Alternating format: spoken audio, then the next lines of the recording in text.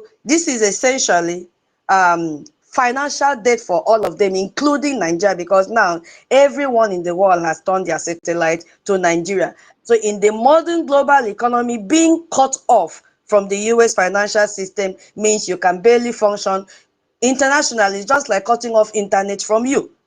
You can't function. You'll be isolated. That's what it means, because now everybody will be careful where you are. So, and if you look at the timing, I always love to connect the timing of this event that is happening. If you look at the timing of this announcement on the, I think, February 10, 2026, it is very, very significant for us as Biafrans, because something raised the dust, something raised the smoke, and that thing is the Biafra Republic government in exile and our lobbyists, Washington and Madison LLC, our Mazi Obong alias. You could see that there was congressional pressure, which is this, in late 2025, and in December 2025, we saw the US Congress had their hearing on religious freedom violation in Nigeria. And Biafra Republic government lobbyists, our Obama Azelias, had been working for months to shape this narrative. And this is the result that we are seeing. Congress recommending visa ban, asset freezes, and all that. The Rabiu Kwankwaso case and the Miatiala Cattle Breeder Association, the Miatiala Cattle Hore, all of them now packed together because of the work of the Biafra Republic government in exile. Please kindly share the space as you are joining. And we could also see that same October 2025 that President Trump designated Nigeria as a country of particular concern, which he posted in his Twitter handle, that Nigeria will be placed on a religious freedom watch list, alleging that Christians were facing persecution and being killed by Muslims. So this was the second time, which we all know, that Nigeria received this designation, you know. And then he did not just end there, he had to back it up with the airstrike, which was their Christmas gift on December 25th. And you saw how Remi, the Fulani First Lady, called that airstrike and said, oh, quite a blessing, and asked for more US military airstrike in the northern part of Nigeria. And today they are at rift. The Yoruba and the Northerners, they are at rift, crossroad right now, fighting against Remi Tinubu for demanding for more airstrike on the northern part of Nigeria. And as if that was not enough, we could also see the 432 billion Aerofy scandal just weeks before his sanction announcement. The Aerofy corruption allegation exploded. Yes, and you could see how he responded, accusing Tinubu of importing thallium sulfate, which is the deadly poison. And he's also accusing Tinubu of spending $9 billion to lobby the US to sanction Kwankwa. So they are now in headlocks between the two parties and the two tribes, Yoruba and the northern state, and we are here watching them, because these are the same people that connived together to kidnap Onyendu from Kenya, thinking that they will end Biafra. But today, they have turned against each other, fighting. And you could also read when, what is his name, Erufai, warned that the Tinubu government is evil beyond your imagination. And maybe when we've been saying it, they did not take us serious. But now they have seen it with their clear eyes that truly Tinubu government, even though he was the one campaigning for Tinubu, hey, in 2023, all of a sudden, they have turned against each other, and we will see exactly what is happening. So, if you are not for Briggy, you have lost it. And if you are not in Briggy, you have lost it. If you are not for Briggy, you have lost it. You have lost it completely, because this sanction now shows you the result. Briggy's strategy has been shaped. It has shaped the narrative. It has framed that conflict in Nigeria as Christians being persecuted by Muslims. That is the work of Briggy. And it did not just shape it, it provided documentation, gave proof, evidence, to pieces of evidence to Congress persons. testimonies, photos, videos.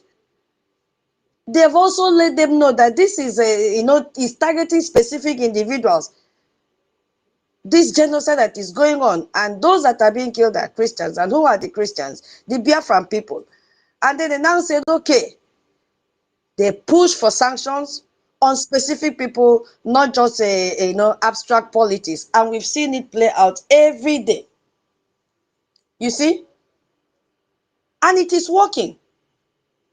If you look at the progression, excuse me, from March till date, you can see that there is no way you will discuss this and exclude the Biafra Republic government in exile. It is the outcome of the work of the Biafra Republic government in exile. It shows that Briggy is working. And I want to use this opportunity to really thank our soldiers. We are not going to discuss our soldier here. No, we value them so much. But I just want to let Prince Will, our soldier, to know that we really give him more respect for that courage he took to come out to apologize to our Prime Minister Ogechukwu Nkere and to Briggy as a whole and to Biafrans. That's humility. That is how a leader should be. Yes, it is okay to make mistake. It is okay. But as pastors used to say in Nigeria, it is not in the falling, it is in the rising. He fell, but he now realized that where he fell to was not the ground he's supposed to fall on. And then he got up and said, where am I like the prodigal son? I need to go back home. And that home he came back is the Biafra Republic government in exile. The same people that lure him out were the same people that caused the problem. All that glitter is not gold. But we love you so much. We appreciate and we accept your apology because it hurt us as Biafrans. But we love you, and we give you more respect than all your team members.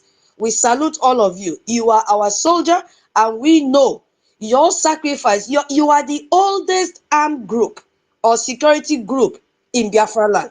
You are the oldest. Right from the time that Wazirike dropped this Biafra when he was arrested, you picked it up to protect the Bakassi for us. And since then, you have been working effectively.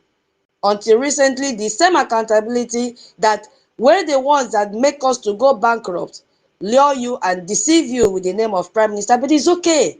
It's okay. So we really appreciate you for coming back. There is nothing like Briggy. Briggy is the home of everyone. Briggy is the structure of Onyendu. In fact, Briggy is the structure of Owazirike, even though he did not continue because of the same sabotage. Our Onyendu picked up from there. Our Prime Minister Simon Ekpa picked up from there, our first Prime Minister. Our Prime Minister Ogechukwu Nkere picked up from there. There is no division. It has not split it. We are still on that same template. Other ones are groups making noise. So I use this opportunity to tell all genuine Biafrans, come back home. If our commander could come back and tell you that he doesn't even know what a man Madabu wants, today is not the day. I don't want to talk about it. But if you go back and listen, you see sincerity. It's just like someone going for confession. You see sincerity. He has gone. He saw things for himself. He said, no, no, no, no, no, no, no, no, no. This is not what they told me. No. This is not what Ogechukwu Nkere is, our Prime Minister. No. He saw it and he said he doesn't know what they want. He has been, so if he's the one coming out to give you feedback, that means nothing is happening there. And I believe that what really pissed him off was the last one. They brought a lawyer that came and told our soldier, Prince Will, pray, do prayer and fasting. Our soldier said, no, no, no, no, no. Prayer and fasting is not the solution to this one. I beg to leave because this was not the training that I got. I've never been doing prayer and fasting for Biafra to come. It is about action. Lawyer, you can continue with your prayer and fasting, but what he is saying now is not about prayer and fasting, because the Simon Ekpa that you are talking about now, he did not do prayer and fasting. He was a man of action. You see? So that one man pissed off our soldier. He said, no, let me go back home where there is no prayer and fasting, where action used to emerge from, where unity is found, where peace is found. Ever since I left Briggy, I have not had peace. Because he saw that they were on a different template, a different aim and objective. He saw that they are there to destroy. So if our soldier can come out, you see, all things work together for good for them that love God. He went, and God is using him now to give you testimony. The word, God in the Bible say, you know, I'm not a pastor's wife. We overcome by the word of our testimony. He has come out to testify and tell you, my brother and my sister, if I had misled you, if you had seen me go in that direction, come back, oh, come back. There is no road there. The only place that you can have peace is the Biafra Republic government in exile, headed by Ogechukwu NKERE. That those ones, they don't know what they want. They don't know what they are doing. He has seen it. How many months? He didn't spend one day with them. He said months. And to be honest, months, immediately they started, he left. So we really appreciate you. We are not here to talk against you, God forbid. We love you and we respect you the more. We respect you. So send our love. If you will play this space later, we say send our love to your team members. Tell them we welcome them back. God bless each and every one of you. And may God, put a blockade between you and the saboteurs. They will never see you again. Because I know you love Biafra. You have sacrificed a lot. So many years. You withstood all forms of sabotage. God bless you. Yeah. So let's go back to the space now. Where did I even stop, sir? So you could see that Fulani, the US Congress specifically, a targeted Fulani-dominated organization, and the individuals, because the narrative has been successfully established that the Fulani headsmen attack on farming communities. And these farming communities, we have the religious persecution of Christians. It has been successfully established by our Biafra Republic government lobbies that Boko Haram is an Islamic extremist targeting Christians.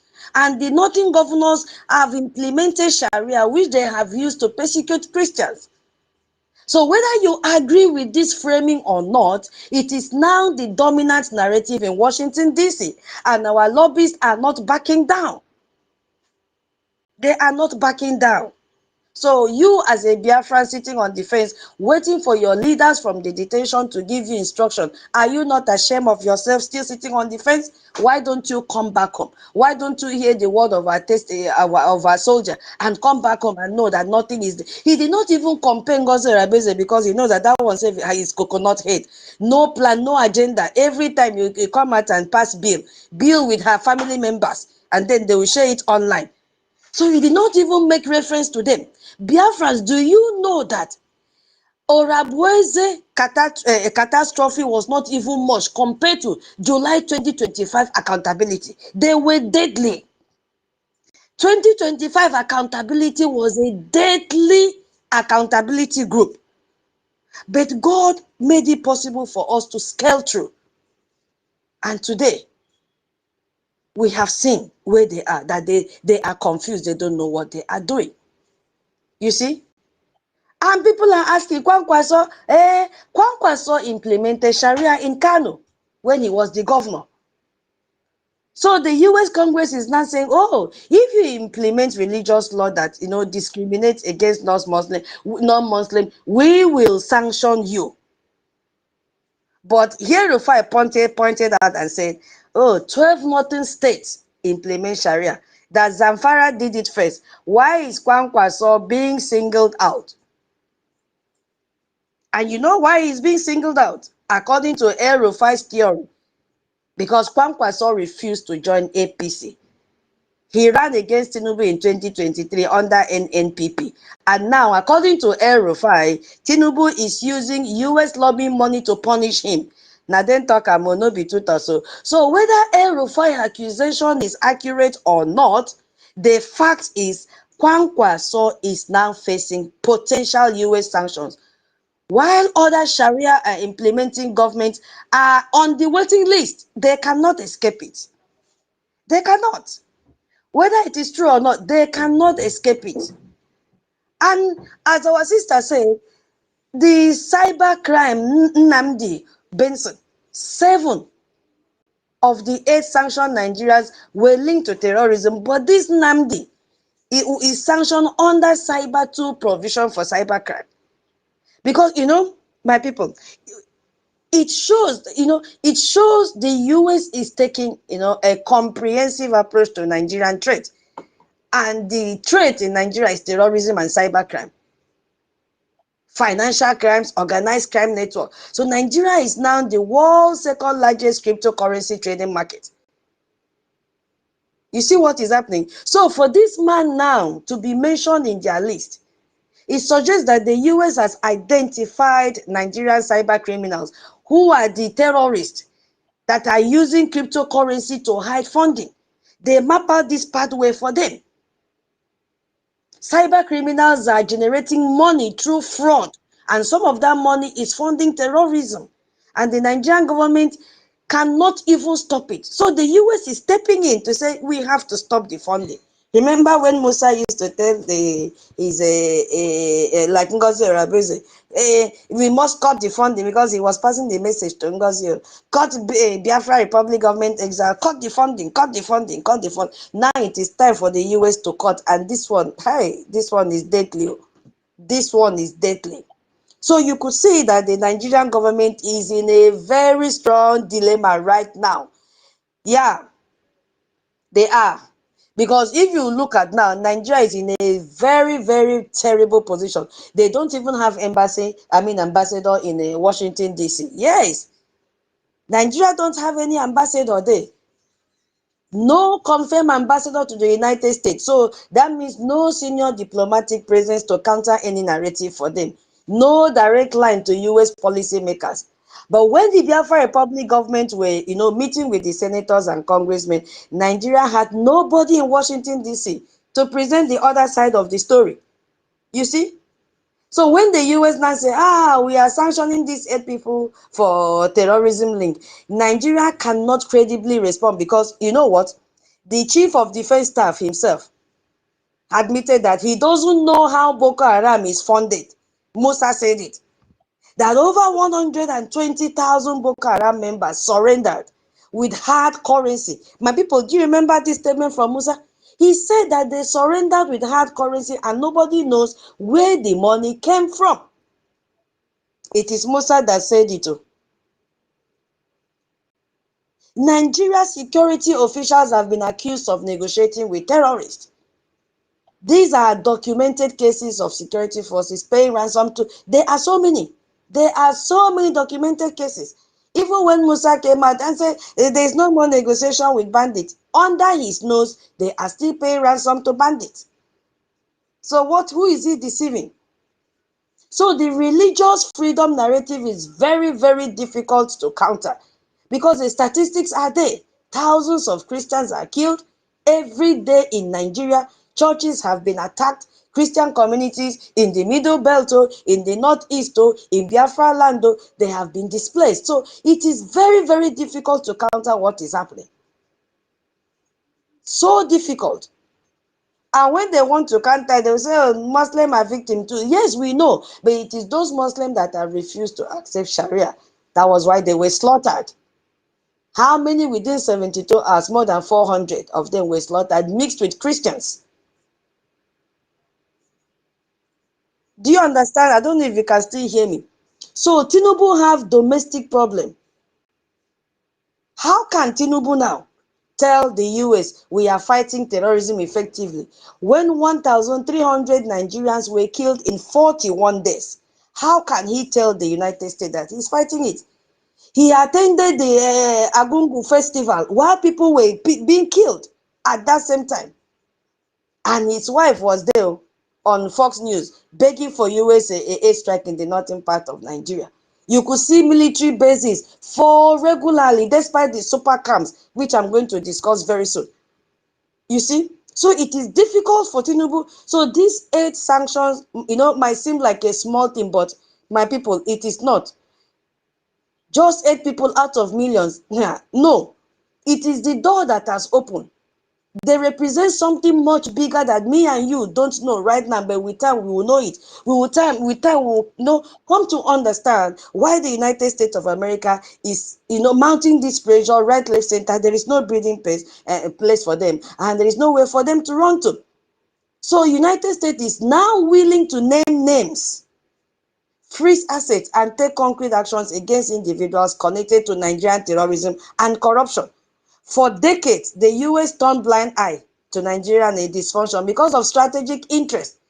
But our Biafra Republic government lobbyists, combined with Trump's evangelical Christian base demanding action, has shifted this US policy. And they now know the truth. You heard when Smith said last time that they used to send pastors to come and, stage in the US that everything is going on well in Nigeria. How did he know that the reverse was the case? It was through our lobbies. What are you doing as a Biafran to make sure our lobbies continue to do the work? It's for you to fund. It's for you to give us your IOU. If you look at what is happening, my people, the same mechanism that sanctioned these 8 individuals can sanction Nigeria officials who killed our people during protest, who lock up their shop like Soludo, Peter Mba, and all of them. Those Nigerian officials, those deadly politicians and terrorists that detain Aonyendu without trial, it can be used on them as well. All of them that conducted military operations against civilians, it can be used on them, and suppress freedom of expression and assembly. It can be used on them. And definitely to be used on them is just a matter of time. They cannot escape this one. Do you think, why didn't Soludo come out yesterday on Monday and say, I'm going to seal this shop, I'm going to seal that shop? Can't you people see that last week that Tinubu called him to order and say, come, Soludo, you see what is happening, that Kwankwan Soli is now, it's official.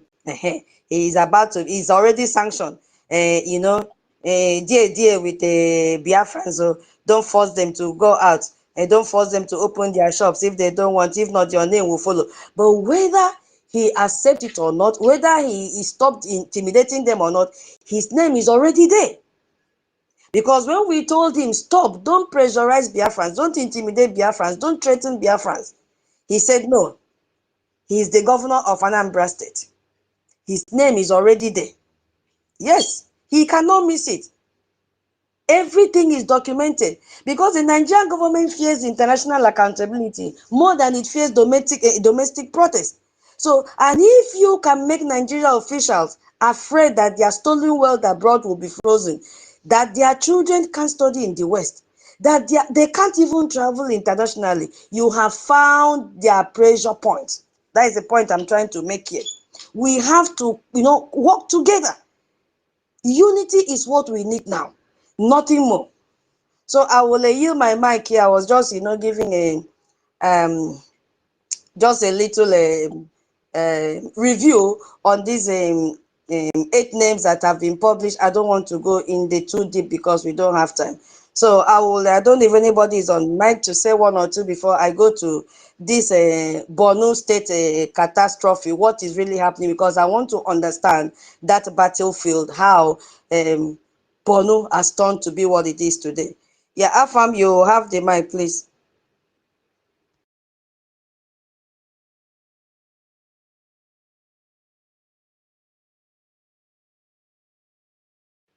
Okay, I think it's not close by, so I will continue. Let me check the comment section if anybody has dropped any comment. Yeah, my Lafia, thank you so much. Okay, since nobody is there, so I will continue. We saw that what happened in Borno. Yes, just let's say over 1 year, we saw ISWAP launch at least 12 major coordinated attacks on military installation in Borno State. Yeah, not random, well coordinated military operation that shows planning and intelligence and resources. And we saw again in January 6, 2025, how they attacked a Sabom Gari base, and 6 soldiers were killed. The base was bombed and the army vehicles destroyed. And on January 26, another attack happened at a Fotori, and 20 soldiers were killed. Take note of the numbers, and remember that all these soldiers that they killed, they also collected their weapons from them. These ones that they killed, out of one of these 20, a commanding officer was among them. And this attack lasted for 3 hours. And sorry, that was 2025. And March 25, 2025, we saw another base was attacked in Wajiroko, and a brigadier commander was injured. Troops were seen, retreating, an intelligence drone and all that. And then May, it has been consistent and persistent. In May 11, 2025, the 50 Task Force Battalion in New Matter was also overrun. 45 vehicles, ammunition, soldiers were abducted, and military assets were destroyed. Now, 45 military vehicles. I just want us to, take note of the numbers of soldiers that were killed, the weapons that they retrieved from them, and the vehicles, military vehicles. And May 12th, another one happened across Borno. That one, they hit New Matter, Dikwa, and ran 3 good places at the same time. Another one happened May 14, land-based attack. 4 soldiers were killed, 5 were injured. 3 guns, truck stolen. Another one happened in May 16. That was attack on multinational joint task force base in Wolgo near Cameroon border.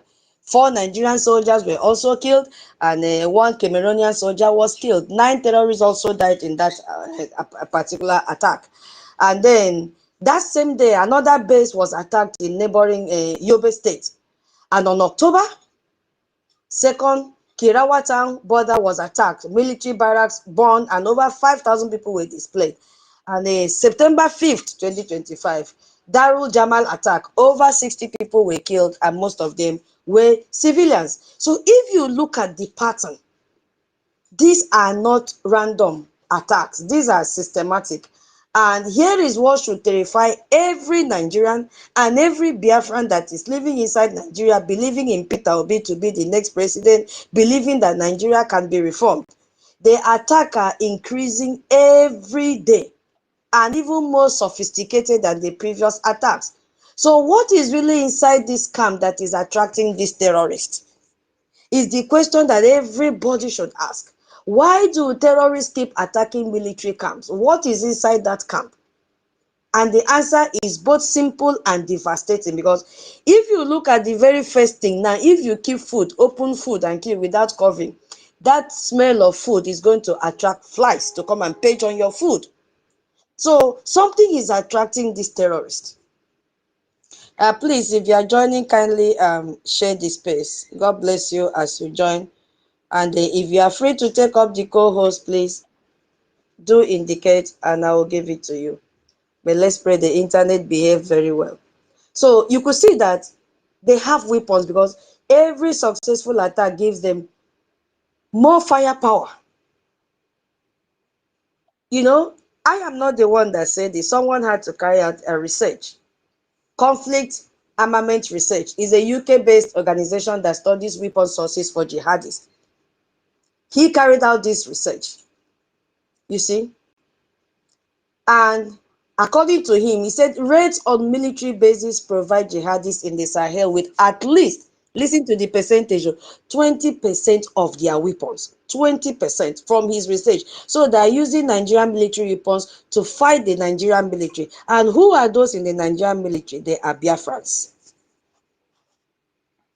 Complete Biafrans that have refused to resign from Nigerian military. And then they have used them as sacrificial lamb. Another thing there are the vehicles. You see, in the New Matter attack alone, how many vehicles did they seize? 45 vehicles. So these are not just for transportation, no, mbano. They convert them into gun trucks, technical vehicles with mounted weapons. So they now have, better mobility than many Nigerian military units. You see what is happening? And there is what we also call them, strategic control is also attracting them to these camps. Borno military camp protects internal displaced person. Yes, IDP camps. So they control humanitarian supply route. So when humanitarian a group like NGO now bring aid to them, they go there because they know it is opportunity for them to attack. So they control access to Lake Chad, fishing areas where ISWAP, take these camps, and they don't just get weapons, they get territorial control. They get a tax revenue, they get ability to govern as well. That's why they go there. And they also get intelligence as well. Because when they overrun a base, they capture documents, classified documents, they capture it. They capture communications equipment. I'm not surprised. El-Rufai said that they are also, they tap into the government calls and they are disgracing themselves, will come to him. So they capture communication equipment, which is meant for the military.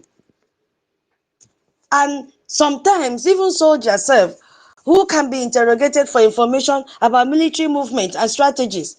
They capture them, put them on their duress, and the military will now give them information. Classified information, and tell them how to operate, tell them who is in charge, tell them this and that, and they now strategize. Psychological warfare is there because every time a military base falls, it will demoralize the Nigerian military. This is where they conquer Nigerian military. This is where they conquer them. And it shows that the government cannot protect even its soldiers, let alone civilians. So they use this as as a psychological warfare on them. My people, a lot has been happening in Nigeria, and the earlier we come together with our funding, the better for us. There was a time that in 2019 that the Nigerian military set up what they call super camps. These people, they know what they are doing. They provide a platform or a very conducive environment for the terrorists to come and kill Christians. So in that 2019, the Nigerian military implemented what they call super camps. And what is this super camps?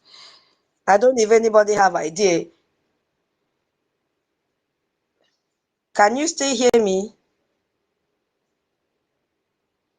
Hello? Can you hear me? I've been talking to myself all this while. Can anybody hear me? Oh my God.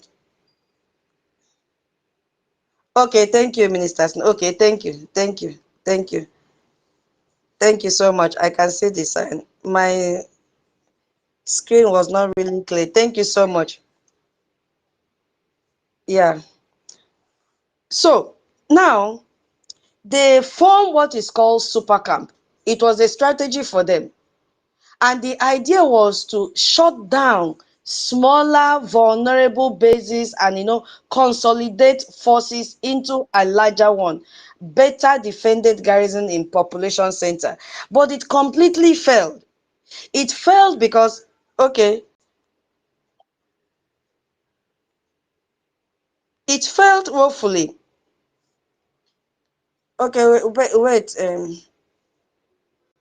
I'll send it to you now.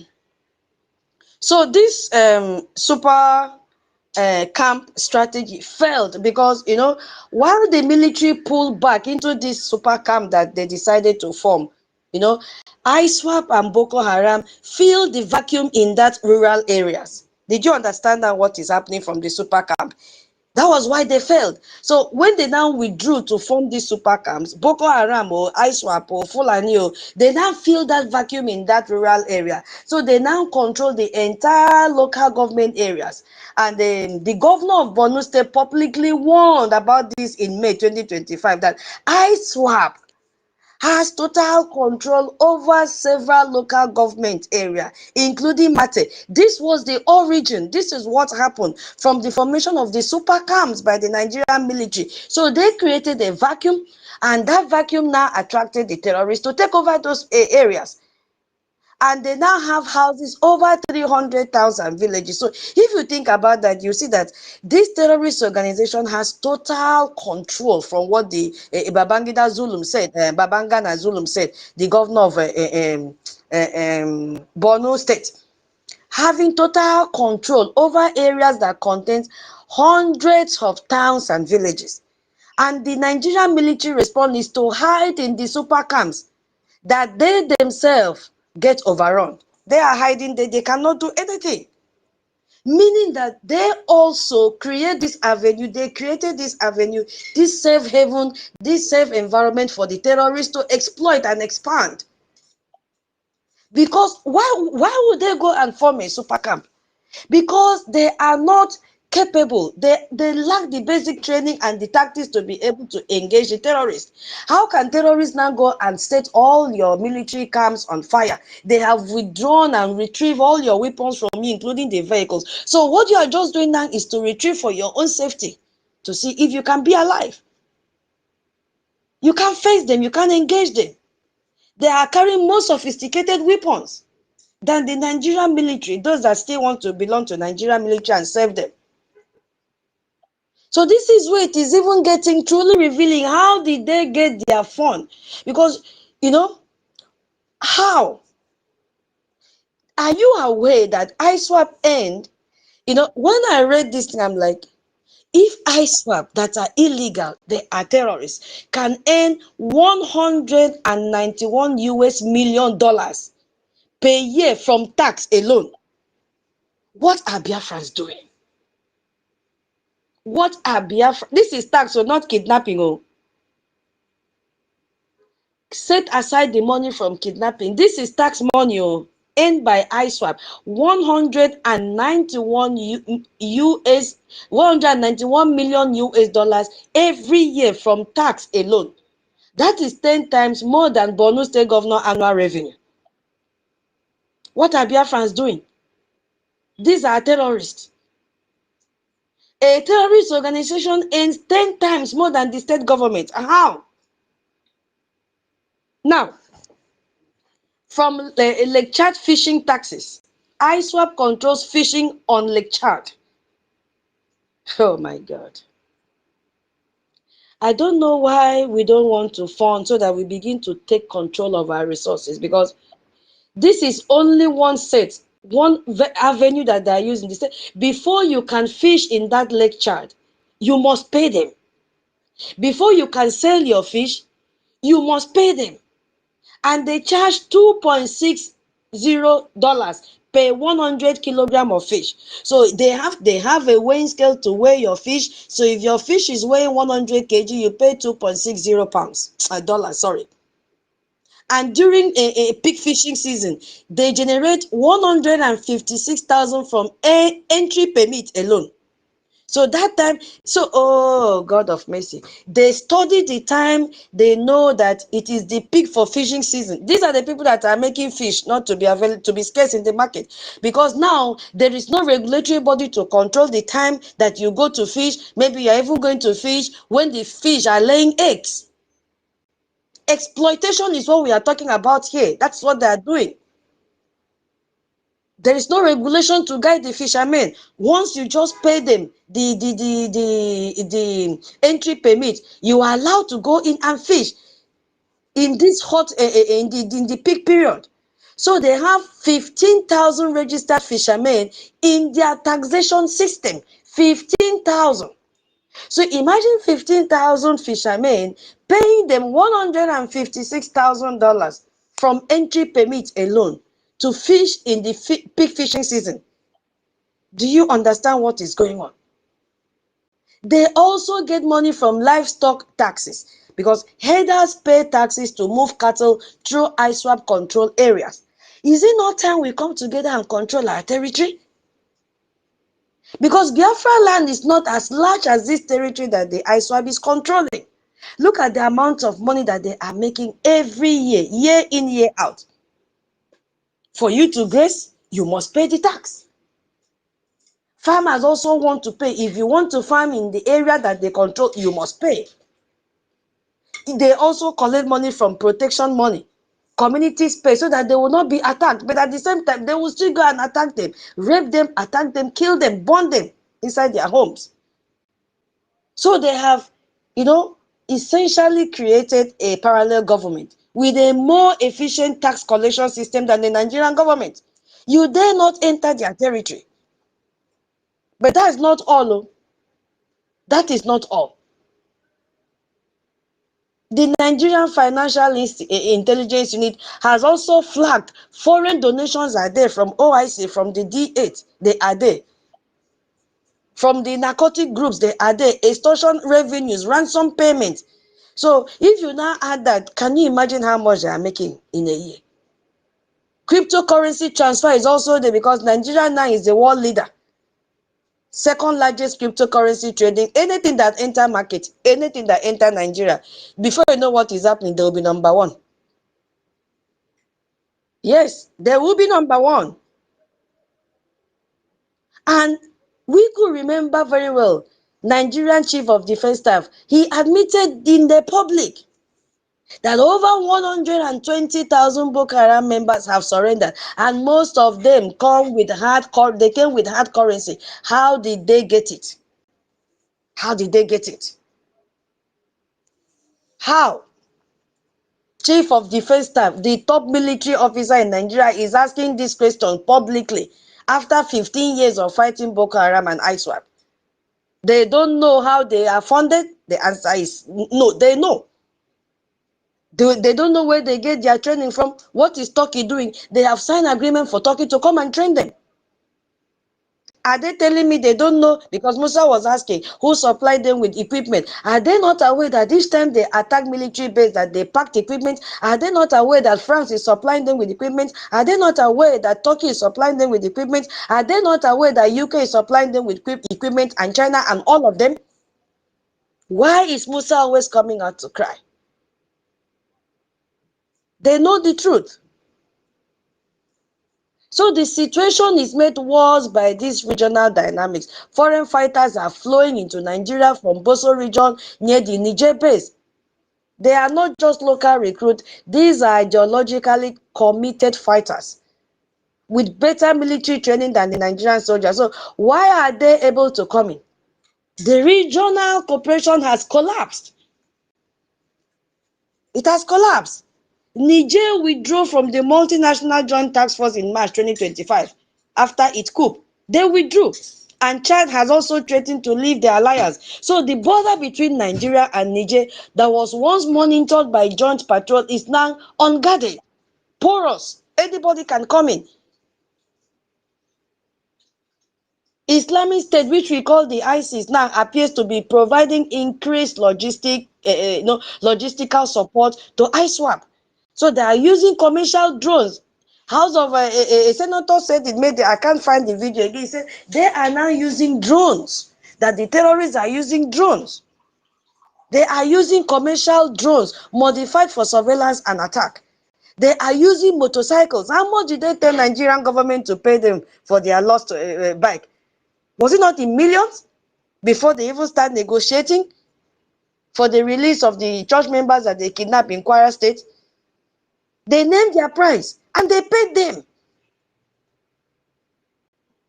So they are using those motorcycles for lightning fast raid that can strike and disappear before reinforcements arrive. You saw that video circulating of bandits openly advertising AK-47 and anti-aircraft weapons for sale. That video is real. It is not AI. It is never AI. Police arrested 2 bandits, Abubakar Usman and Shehu Muhammadu, in December, who were in a viral video flaunting firearms and displaying large sum of money. But where are they today? Those boys were released back into the population, back into the society to continue to kill people. The rifles that they recovered from them, where are they? They gave them back. They collected 500,000 cash from them. Where is the money? They've swallowed that one. Anti-aircraft weapons, not just rifle, or anti-aircraft weapons that can shoot down Nigerian military helicopter and jets is what the terrorists are using in Nigeria. It is terrible. Few years ago, that same year that they kidnapped Onyendu, the military admitted that bandits had seized an anti-aircraft gun.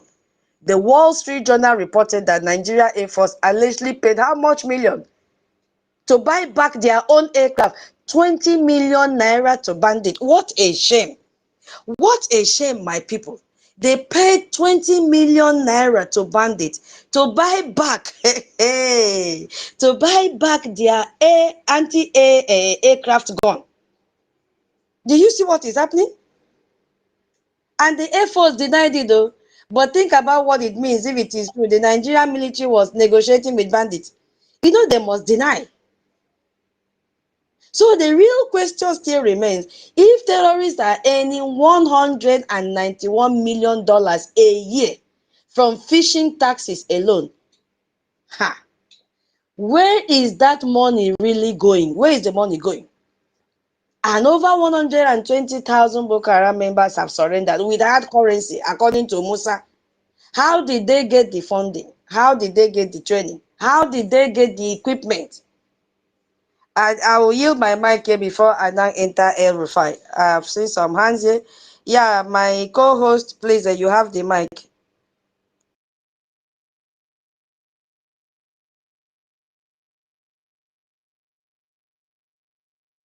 My co-host, can you hear me?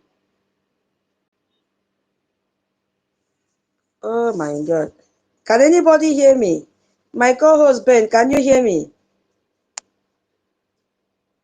Yes, we can hear you. Where are you talking from?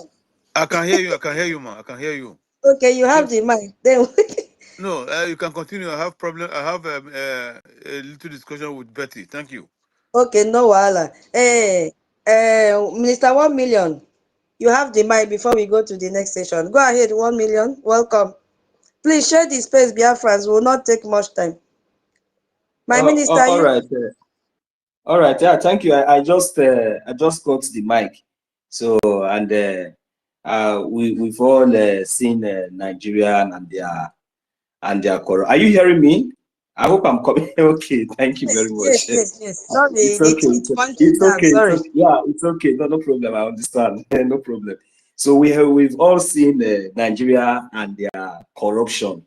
You know, it's all over. And this time around, the good thing is that I really appreciate the resoluteness of most especially our leaders that are working.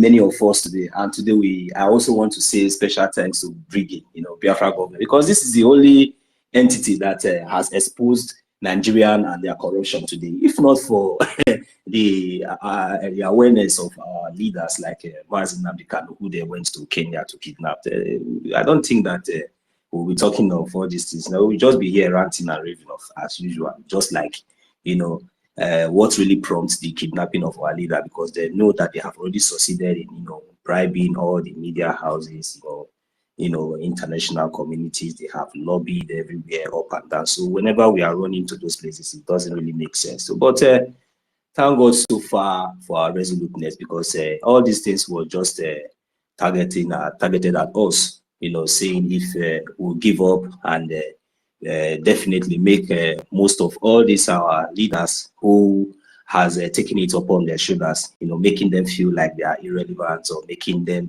feel like their efforts has is in vain. Just like as they thought that they have succeeded in the past since 1967, like it's not a small sacrifice. Think about it. Is it easy for the cost of our freedom? You lost even just a baby, even if it is a goat that you are training in your house. It doesn't touch you. Sacrifice of our internal leaders, all those things. We heard all this history, at the end of the day today, look at what we are passing through.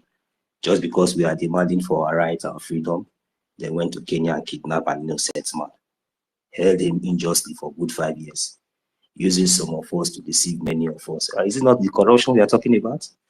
That is where the corruption can come in. So at least there's a lot of lessons that we should learn. And like I have said, I just want to give the kudos to Brigade, because they thought they have succeeded even when they held our ex-prime minister unjustly in Finland. They thought that would be the end, because they spent a whole huge amount of money, making sure they kidnap our leader, them, just to get at me and to stop us. But they didn't succeed since 2021. But now We are in 2026, even before now, 24. They held this innocent man unjustly and thinking that they are going to destroy the convention and thinking that it was just in Finland, that was where everything ended, not knowing that the innocent, humble man, the so-called finance minister that they thought he was, they never knew that he is a prime minister. If they knew, they wouldn't have wasted their effort, So even when he was in Finland, that was when they would have, you understand what I mean? So I will not waste much of our time. Thank you very much, Auntie Tutos. I will give the mic here.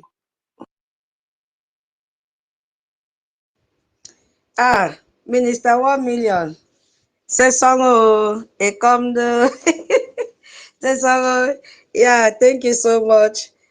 Don't go nowhere, just hold on. We've not entered the next. This was just an introduction. We have a lot, but we'll manage the time. Prince Joe, are you there? You have the mic before I continue. Please share the Okay, space. thank you. Yeah. Can you hear me? Yes, I can hear you. Okay, I've just come to give some very important information to dear friends. I hope many people listen and maybe share it to some people, please. This is not something that I just woke up and decided to talk or some procrastination. This is real facts that I've actually gathered past 2 weeks. It's very important. It's around the seat at home. Please, those Biafrans who, if you have been tempted to stop supporting the sit at home, I want you to listen carefully to what I'm going to say now. Nigeria, all of you have enumerated everything they have done from trying to destroy the finance to arresting our leaders and everything. I want you people to know, I have privy to actual information. They have been having a lot of panic discussions with the real owners of Nigeria. We call them Momo Eliza. The last discussion was, I think it was 6 days ago. Their priority now is no longer to go and kidnap any leader. They are convinced now, the advice they have been given is that the only choke point they have now, they sit at home. Let me tell you the 2 reasons they were given. They were told if they can stop the sit at home, they will gain momentum and destroy everything else. The second reason was that they were told, they were advised, they assured the other side, the owners, that they have compromised former commanders of ESN and some compromised BLA members who they have put on standby. If they can crush the seat at home, they'll these people to Sokoto to go and convince MNK that these people will say they have surrendered, and they will tell him that Biafrans have moved on. Sit at home is no longer there. Nothing anymore. If you're here, you're wasting your time.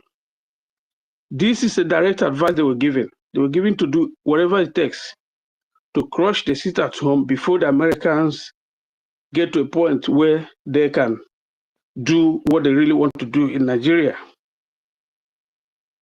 If we give up the sit at home, if you give up the sit at home, everything is finished. I am telling you now, this is not me dreaming or seeing vision. No, this is actual information. This actual, I won't tell you how I got it because God placed me in a position where I'm privy to some things. I don't come to space to talk all the time. This is my second time of speaking on space. I come to listen sometimes. I move on with my job. I'm not, I pay my money. I go to donate my money every time. I was one of the 1,000 men until it got compromised. I'm not a part of any WhatsApp group because of the nature of my work. But what I'm telling you guys here is the truth. Another thing I want to say is if you have not been supporting Biafra through your funding, please keep up the funding. The reason most of our defense people are derailing or compromising is because for any person who's carrying arms, a motivation he has is that he has enough to defend himself. It's where he defends himself, that's where he can defend the nation. If he's sitting there and is being attacked every day, and he has nothing to defend his own life, he may not want to take bribe to compromise. He will want to run for his life. And when he starts running, he becomes vulnerable. He gets captured. He starts compromising. We should start taking our donations very seriously, no matter how little it is. We need to support. The PM now cannot fund everything himself. He can't. It's not possible. And it will not be long if we can increase the support for our defense and make sure the sit-at-home becomes louder. It will not be long. It will help the Americans to do what they have come to do. What they have come to do in Nigeria is for us and the other Christians in Nigeria. But I am telling you the truth. They have people lined up. They feel that the sit-at-home is the choke point they have. Everything they have done, they think everything is not working because no matter what they go and tell MNK, he has a way of finding out that people are still sitting at home in support of him. And they feel that is the biggest motivation why they cannot break him. Any day you decide you don't want to support the sit-at-home, know that you are not only deciding to break MNK, you're also deciding to bury your. That's all I come to say. Thank you for all your effort, especially those of you who spend a lot of time on space. I know how I've been panicking because I've been waiting for a while to talk so I can go back to my work. All of you have jobs, but you spend the whole day here. And those listening, I thank all of you. Thank you. Thank you so much, Prince Joe, for your advice and encouragement to Biafrans. They have heard that, and I believe that they know exactly what they're supposed to do. Every day we say the same thing.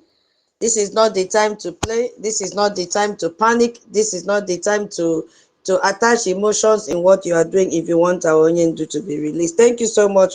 We really appreciate you. God bless you. And thank you for your donations as well. Yeah, Biafrans today, our minister, Nikolova, has given his space donation of 10 Ejema, and he has sent his receipt to me, which I'll forward to our information minister. Please, we want to start to collect our space donation. When we talk like this, our BDF need to drink water in the person of me. Guinea. So let us start our space donation. Biko. Whatever you have, please make the transfer and send the receipt to my comment section or my inbox, or you send to our information minister, right there, space donation. Or better still, to make it more, in a collective way, you can send it to me and I'll forward to our information minister and give him the total. Whichever one is convenient for you, please do that, please. If you are sending to me, right there it is space donation. If you are sending to information minister, right there it is for your space donation. I've already informed him that people will be sending the receipt to him as well. Thank you so very much, our brothers and sisters that are listening. Welcome, Minister Mama Betty. We've seen you in the house, and all Biafrans that have joined. Thank you so very much. Now, let's go to this air proper, and then we continue. Please share this space as you are joining. We all know who El Rufai is. I know the politics that they are playing, but I want us to learn one or two things from them. It's none of our business, but then we need to understand the environment that we are and know that there is no hope for us in Nigeria. Nigeria has been divided into three.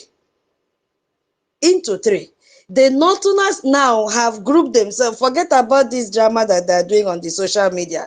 The Yorubas have grouped themselves to support Tinubu. We Biafrans, where are we? Is the question that we are supposed to answer. Where are we? We are busy fighting ourselves, looking for who will be the leader, who is not supposed to be the leader, who is speaking good English, who is good at is it linguistic they call it, who is good in this, who is good in that, who is not supposed to be this. Meanwhile, the Northerners have come together. Tinubu have seen that he cannot win in the Northern states. This is the reason why Tinubu handed over our Onyendu to the Northern elites freely, thinking he can please them. Have you asked yourself, why is it that ever since Onyendu went to Sokoto, Sultan of Sokoto no Northerner have made a comment? When I say not, I'm talking of the elite. They have not made any comment because they know who Jagaban is. They have accepted, the gift, but their mind is no more with Tinubu. And then what did he do again? He now had to come to the southern part, since he has failed in the north. He has now come to the southern part to use, unquote, the Biafran billionaires like Obi Kubana and all of them. Because the northerners is not sure. He has come to the southern part now to make sure that all the southern state governors, transit to APC, including the governor of Old Akwa Ibom, Sedo Moino. He's now APC. All of them have joined APC.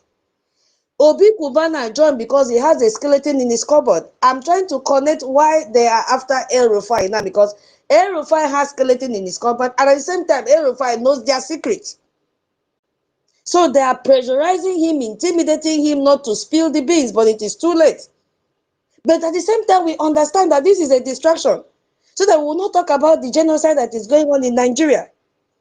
We have to talk about it, because as they are playing their politics, people are dying. Terrorists are using this advantage to kill people the more.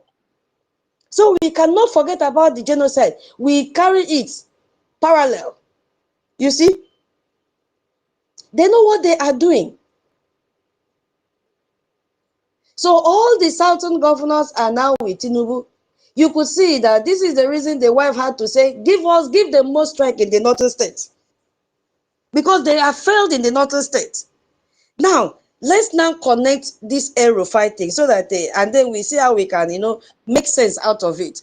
We already know who he is. He's the former governor of Kaduna State. This man said a lot of things against our Onyendu that time, a lot of things against Biafra. Because of time, I will not be able to play it. As I said, this is a midweek space. I will not spend a lot of time. It's not Friday like Rage and Fury. We say, I know why you are staying long, because today is Friday. Today is Tuesday. So I'm going to try and make it very, very brief. So, and he was the man that campaigned heavily for Tinubu in 2023. Swore that Tinubu must be in government, in power, even go for 10-10. And he was supposed to be a minister, but I don't know what happened mysteriously. He was dropped during the Senate screening, So, well, that man now has become Tinubu's worst nightmare. They are into serious battle, but we know that the battle is just staged to distract us from what is happening on the ground, which is the killing of Christians. So this is what is happening as of today, or even yesterday, even today, they are still playing the script. We saw yesterday morning, I believe, that Bayo Anunuga, which is the special advisor on information to Tinubu, remember, this is also a Yoruba man, the right-hand man to Tinubu. My people, do you know that to show you that there is a serious rift between Tinubu and the Northeast? Remember when the Sharia, is it Council of Sharia, whatever they call themselves, came out and said Tinubu must sack the current INEC chairman, if not, they will never accept any election results. Do you people remember? Until today, Tinubu has refused, because if he should sack the man, that means he will lose his election. He has refused to do that. So he came out, this advisor came out, and then he said that El-Rufai has two clear intentions. And I was listening to hear the two intentions that he said El-Rufai has. He said that the first intention is to create political tension in Nigeria, create an atmosphere of fear and unrest, and then damage the government through deliberate misinformation. And he said the second intention is to divert attention from his domestic problems from his domestic problems in Kaduna State, where he is facing massive corruption allegations. Oh, ever since he wasn't the governor of Kaduna State, you did not remember that he had a corruption case.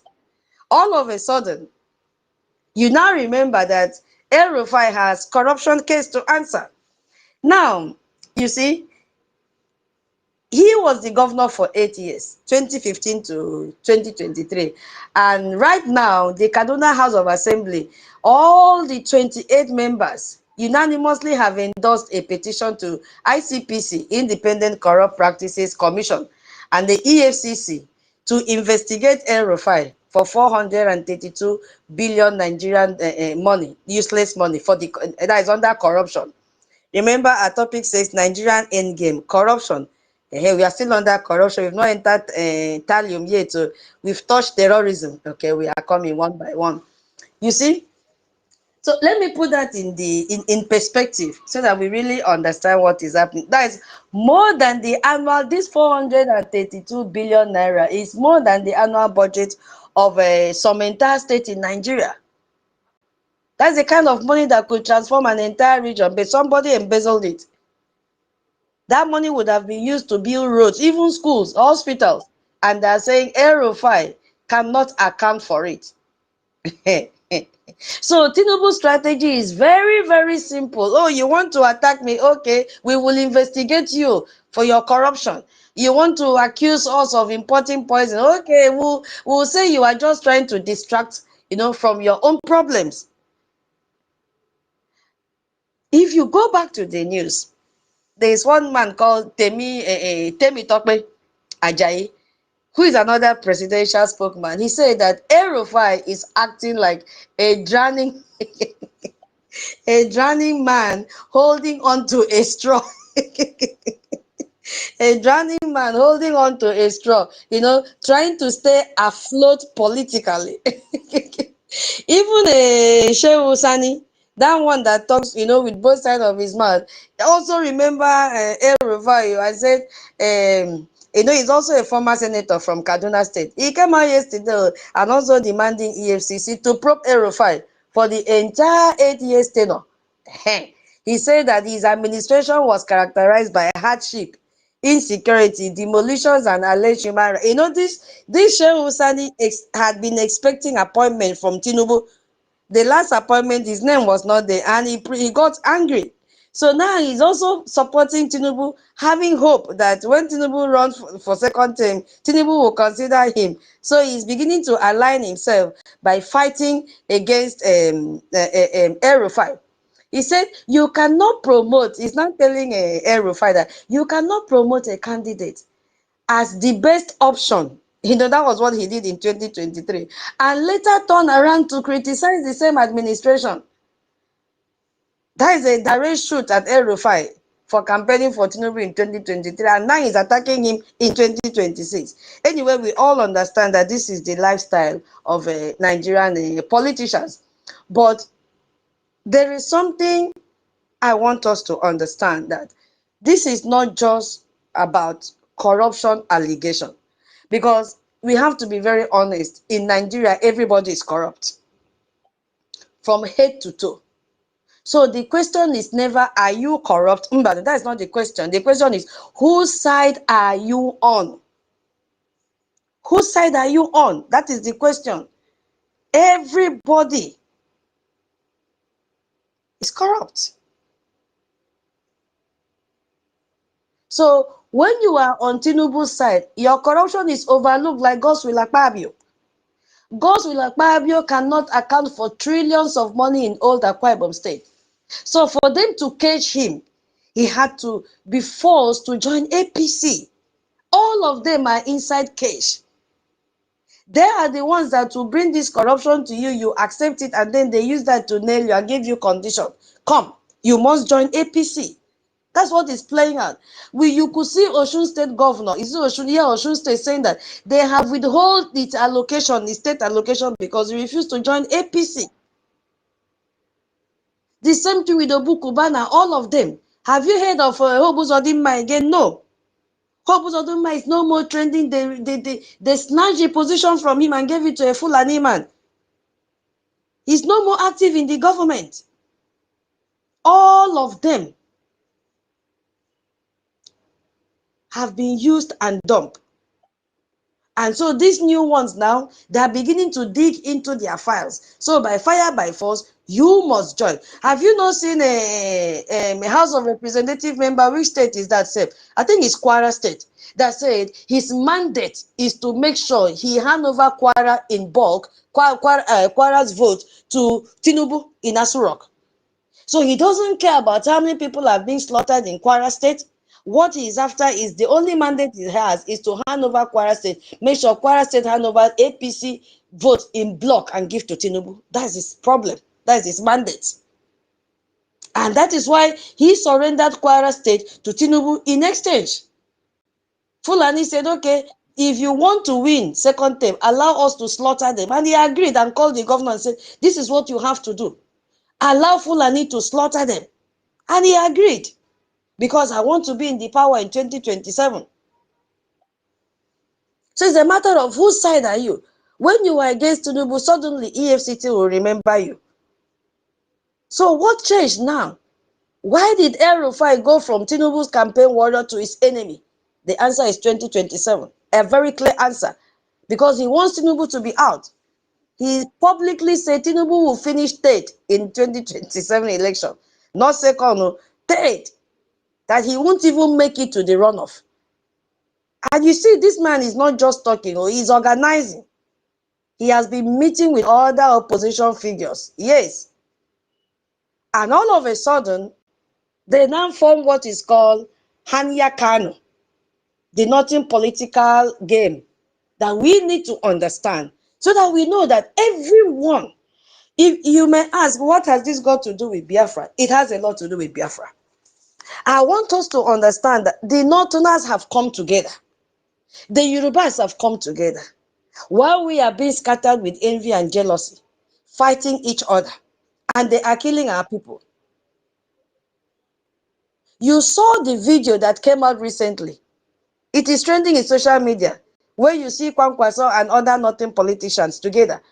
And they've been talking about what they call KANU in Northern politics. You see?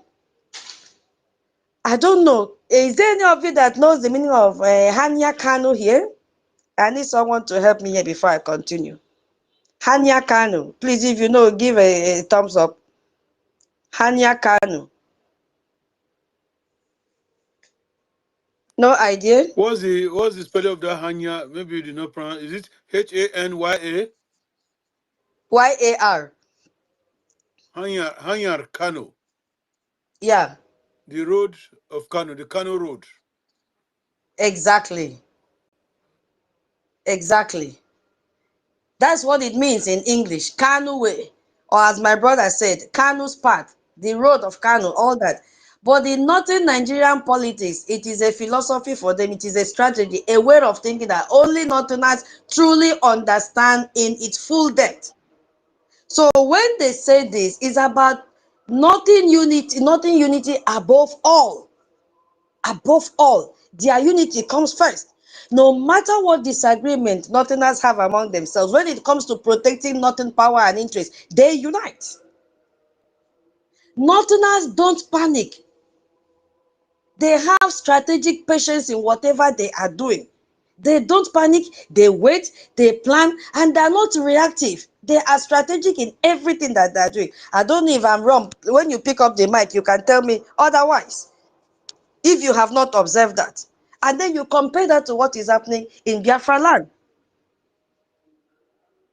They have the power, and they're working together to make sure that power must return to the north. So there is a deep belief that political power in Nigeria belongs to them because of the Usman Danfodio template that was given to them. They don't want to let it go. And the aim of it is Sharia and Islamization. Anything about Southern presidency is temporal, like when Goodluck came to power. They did not allow him to contest because good luck will not propagate Islam for them. Good luck will not propagate Sharia. So they need a Northerner who is a Muslim. And also, they were, craving for Muslim.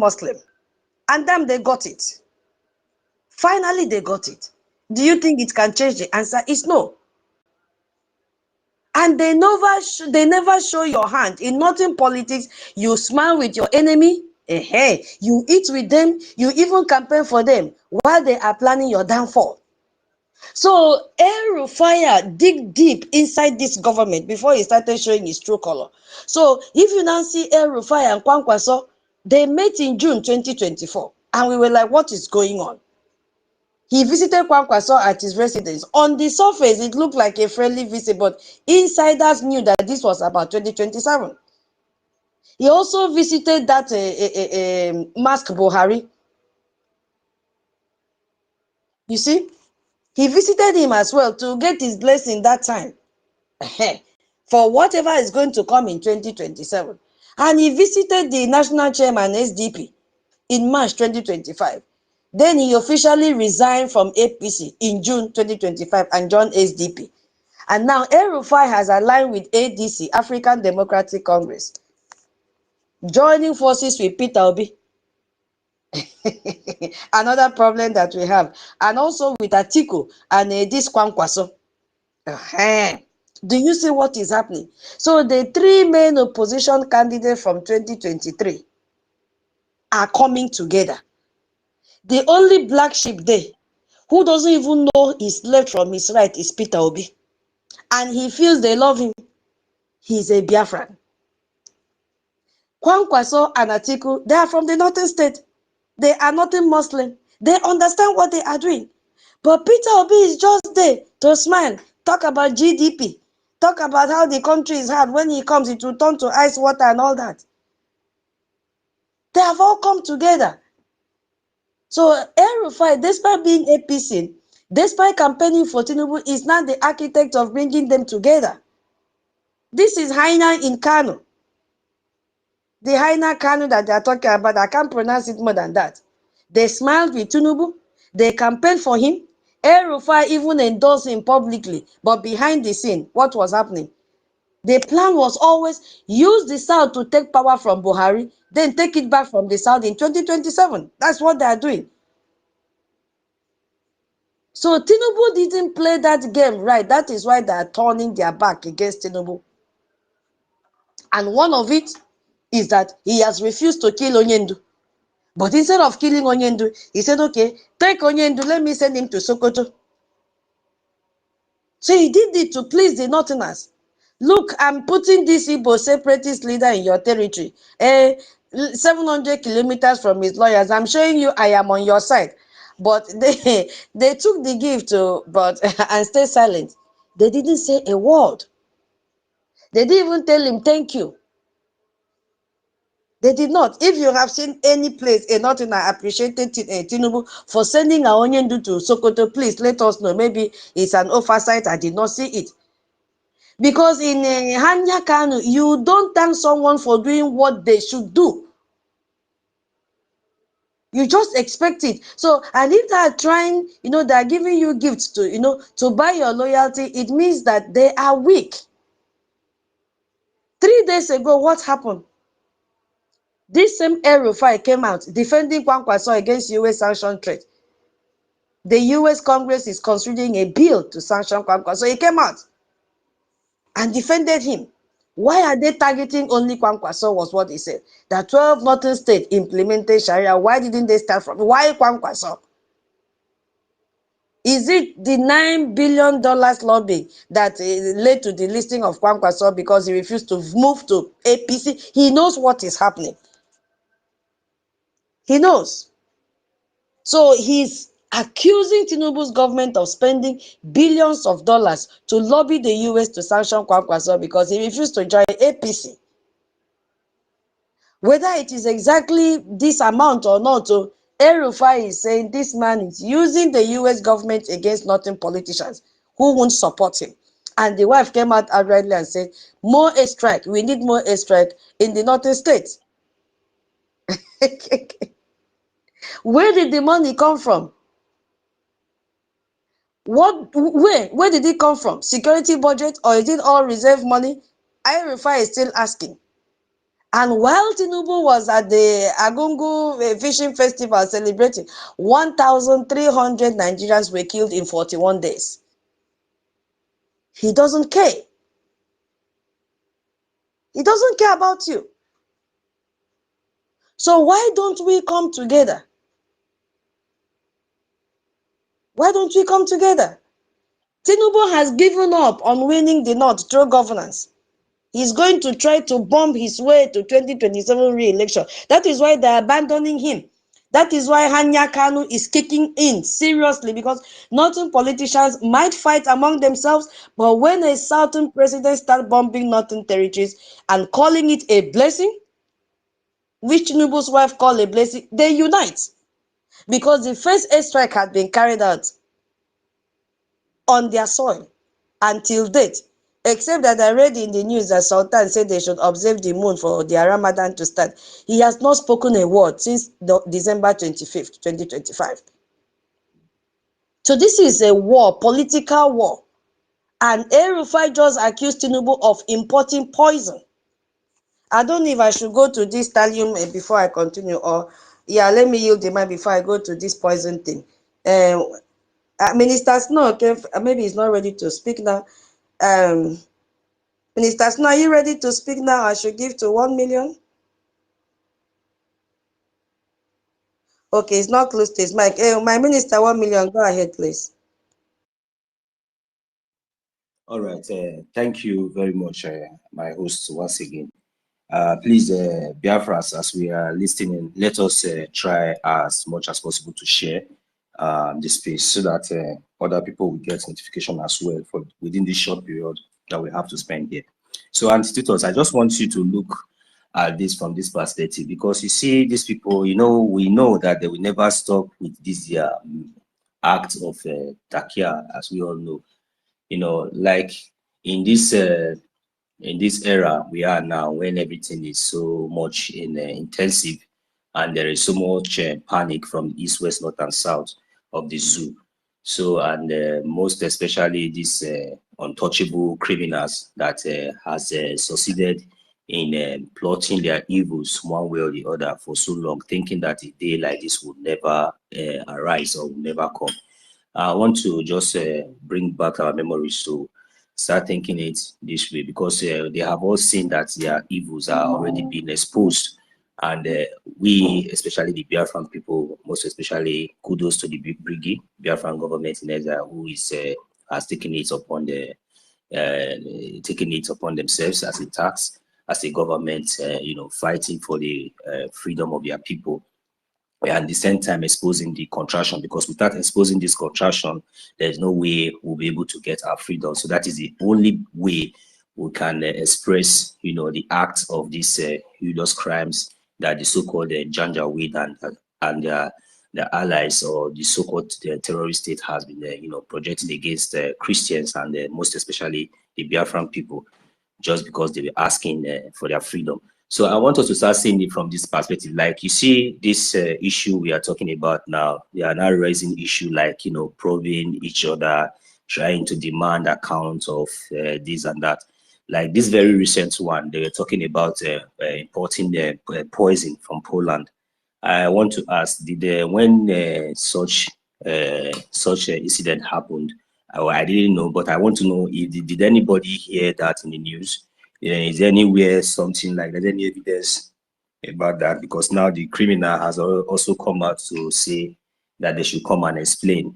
So, I don't want us to start seeing them as if maybe what they are doing is somehow relevant, because me, I'm even starting to see it in the other way as a distraction, because they are not yet serious. Because if they are, definitely we have over more than 99% of evidence that, even one of that, would be enough. Well, they will know that the areas, they are really serious of what they are doing. So I just want us to see it from that perspective, and somehow, it's good to criticize them, for their, and I mean, expose them for what they are doing. But in the other way around, in all these things that they are just trying to distract, maybe somehow distract what we are doing, trying to project themselves as if maybe they have been holding themselves accountable, or they are doing this. So, but all these things doesn't have any base. But if they really want to come up with something, let them come up with something with facts and evidence that is being known, because there's a lot. Even when the other one was having meeting, sitting together, with this so-called Boko Haram, all those are evidences. The other one, those that were negotiating with Boko Haram, the terrorists, broad daylight, including the all those. So these are the things that they should be asking. So, but anyway, I'm not going to talk more. Let me just hold it here. Thank you.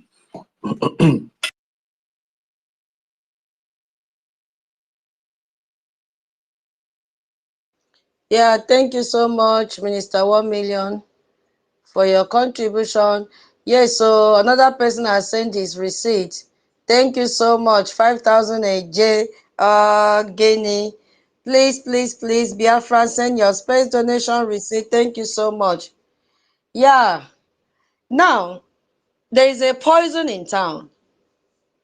Oh, Minister Betty, okay. Let me give you before I continue. Welcome. Yeah, Minister Betty, can you hear me? Yes. Welcome. You have the mic before I go to the next one. No. Amazing. Ndeo, my beautiful sister. I love you like no other. You are very, I love very you too. stable, very consistent, very loving, and very truthful about what you do for Biafrans. Guinea, the Bible says, where do I go? You have the message of eternal life. Where do I go? Briggy has the answer. Welcome, man. We are learning from you. Welcome. Continue. Ndeo. Hello, Biafrans, lovers of freedom all over the world. I greet you, my people, the wonderful people that God has made, and we are happy and glad in his creation. I thank Chukwu Okike Abiama at all times for making me a Biafran and for giving me wonderful people like you all. You are great guys, great men and women. I'm proud of you people. Well done, well done. And I thank God for our leaders. That they are in prison does not mean we don't love them. We love them so much. Very handsome, very intelligent, very powerful men that other people are praying to have.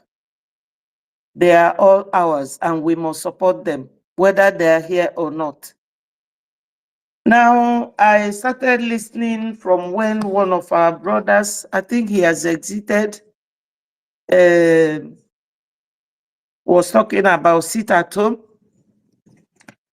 telling us that it is a very powerful tool and very powerful weapon that we should not give up. I don't know if I should say it in Igbo, but maybe tomorrow I can use this tutors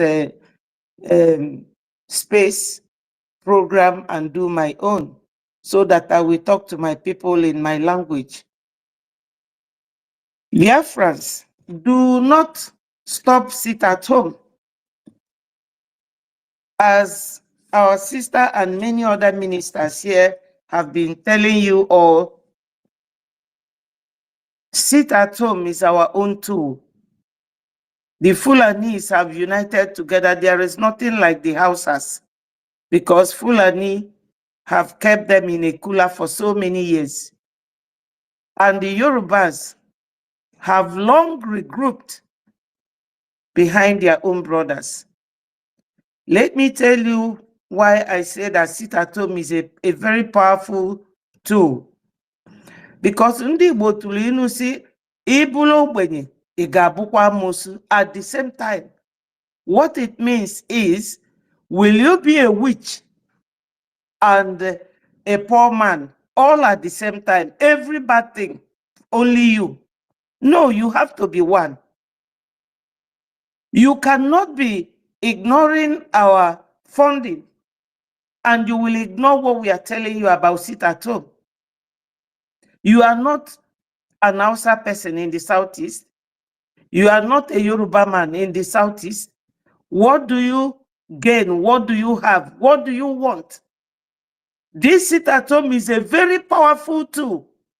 I saw Tinubu the other day talking about sit at home, that is doing this, doing that. Has Tinubu ever come to say sorry or pay any condolence visit because of the people they are killing in the Southeast? No. Even when it comes for him to go to America, he sent his wife. So, Biafrans, this sit at home, you should not stop sitting at home. One thing it does is that is a referendum on its own. It shows anybody from any part of the world that you people no longer want Nigeria, that you are just there because we have not been recognized officially. It is a referendum. Number two is that you people are protesting for your leader, NNAMDI KANU, being held and taken to Sokoto. Because NNAMDI KANU is an international man.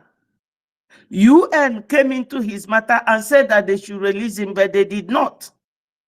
And Nigeria government is a party to the UN treaty, and they must comply with it, but they did not. So when they are holding your leader, they are daring you. They are telling you, what can you do? There is this charter in a law in UN charter that is called Mandela Law. That Mandela Law says that if you are being tried, any member state or any member country trying a fugitive, somebody they call fugitive, just the way they went to Kenya and abducted Onyendu, that the court that will try you must be within your locality. If it happens that you are jailed, just like they jailed Onyendu, that the prison must be close to your own locality. The Nigerian government did not do that. They handed Onyendu over like a piece of wood to Sokoto people, so that he will be at the heart of the terror. Have you people seen Sokoto? It's like where all the terrorists in the whole world lives. You have to wonder, why did they go and bomb there? Sokoto is terrorist hub. HUB, hub. Where terrorists, their first port of call is Sokoto, before they will be distributed where they will go and attack people. So they are holding your leader. And you will ask yourself, why now? Why is it now that they are coming to tell you that Onyendu say you should stop sitting at home? Does Onyendu know what is going on? They must have sent somebody, either one of his lawyers or one of the corrupt criminals that goes to visit him. Onyendu does not know what is happening, just like our PM. Every day they will be telling you, hey, okay, carry this, okay, carry that, okay, carry this, okay, carry that. Have they told our first PM, Mazi Simon Ekpa, what is going on? They won't tell him. Because in our charter section 2, subsection 13, it provides for an election of a new prime minister. Do you think that Mazi Simon Ekpa will repeal that section of our charter? And the answer is no. We are following the charter. We are doing the right thing for ourselves. We are still in a foreign country in exile, governing ourselves. We are not home yet. So why would our charter suddenly not apply? That is one. And the other one is, Tinubu now recruited Igbo rich boys called city boys.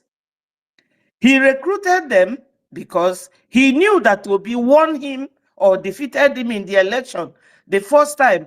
I am not Obi's fan. I have told you people what Obi did to me because I know Obi. Then I'm not his fan. But he knew that the way to get all the election or people to vote for him in the Southeast is to go and use his son, what's his name, to recruit those city boys, bribe them, give them millions, because that is not a job for free, so that he will combat the ADC, African Democratic Congress, whatever their party is called. So Biafrans, now Yorubas are fighting, and you will ask, why is it that the Fulani who supported Tinubu, even when Tinubu was winning on himself, everybody thought he would die the next minute. They supported him. Why have they now left him? Why have they left him? They left him because he allowed Americans to come and bomb their terrorist brothers. And they are not happy. Because Sultan of Sokoto once said that anybody fighting Boko Haram is fighting Allah. But he is there enjoying the blood of innocent citizens that are being killed in Nigeria and all over the region. So, Biafrans, the issue of sit at home and this issue of recruiting Biafrans to support Tinubu, a government that kills his own citizens, what makes you think that if you support Tinubu, that you, an Igbo man, will live in peace? Tinubu has his people. El-Rufai has his own people. You could see what happened the day he was traveling at the airport, and the day he went to EFCC to submit himself, nothing happened to him. But Onyendu, that did not do anything, is in prison. So, can you now tell me that freedom fight has turned to be terrorism? And the terrorists will be favored because all these El-Rufai, Kwankwaso, all of them are the ones sponsoring terrorism. Sheikh Kashim Shetima, all of them, as you know them, they are the ones sponsoring this terrorism, and they are not giving up. So are we just relaxing because we want to go back to Nigeria? Or are we relaxing because we are getting ready to fight on? So everybody should donate. Everybody should come together. Sabotaging your brother will not exonerate you from the hands of the terrorists. Tinubu released Sunday Igboho that 2 soldiers were slaughtered in his house. Did any soldier die in the hands of Onyendu NNAMDI KANU? No. But Sunday Igboho is now a free man. So where is your brother, Onyendu?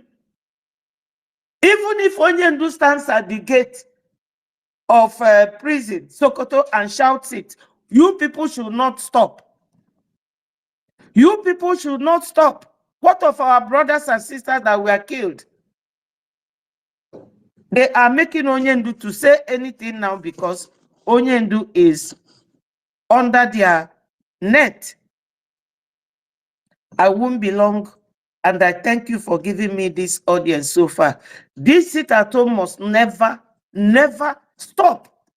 They sent Charles Soludo to try it, and if Charles Soludo had succeeded, other states will follow suit. Charles Soludo should go to Umuahia and see what Oti is doing for his people. Let him go and rebuild the market first, so that the people, the bacteria will not kill them during rainy season. So, Biafrans, let us wisen up. On Saturdays during the fundraising, you will not see anybody. You will not see anybody. What are you people doing? Go and see Fulani. They will always regroup, because what the terrorists do, they will fight you. You leave your land. They will go and bring their people, settle there. They will start. Why they marry too many wives is to have too many children. Before you know it, their population will outweigh your own population. And during election, they will vote you out. You, the indigenous person. So think about it. You need to come and donate, fund your liberation army, fund your recognition. Thank you, my people. Thank you, tutors, my darling sister. I love you. I love you too, Mama, Minister Betty. Thank you so much. Yeah, I'm not sure I will continue with this pace. So maybe in the next, let me add extra 45 minutes, then I'll bring it down. That will be 9 p.m. here. Yeah, and I don't know. We may not finish today, but I'm not sure I can repeat it. Anyway, I stop, we will stop there. Ndewo, dalu jisike. Oh, Jessica, oh, hey, Don't give up. Don't give up. Jessica, oh, hey, yo, Mama. Yeah, thank you so much, Biafrans. We are Biafrans, we can never give up. Not be today, nah. Count from 2021 till date. No give it, go where? Where will I go to? I'm too old for that, because I'm too old for that. All of us here, we have seen a lot. If our eyes have seen all those sabotage, all those tumult for how many years, and then you still come at this minute and say this, that, no. You were not even in for Biafra in the first place. No matter what, we have to stand strong and then stand for our leaders and stand for our freedom. Our freedom is in our hands. Sit at home continues. You could see what I said before. The Northerners are grouping themselves together. The Yorubas, they are grouping themselves together. Tinubu has sacked all the Fulanis that were close to him. He has pushed them away. He has surrounded himself with the Yorubas. Look at the first fishing festival he attended. Look at the crowd of Yoruba people surrounding him. See what he's doing. Where are we as Biafrans? It is time we come together. Yeah, King David, you have the mic. Please, let's make it a snappy, I don't know. Yeah, you have the mic, King David. Okay, thank you so much. Thank you so much. Can you hear me, please? Yes, I can hear you. Yes, I can hear you. Anybody hear me?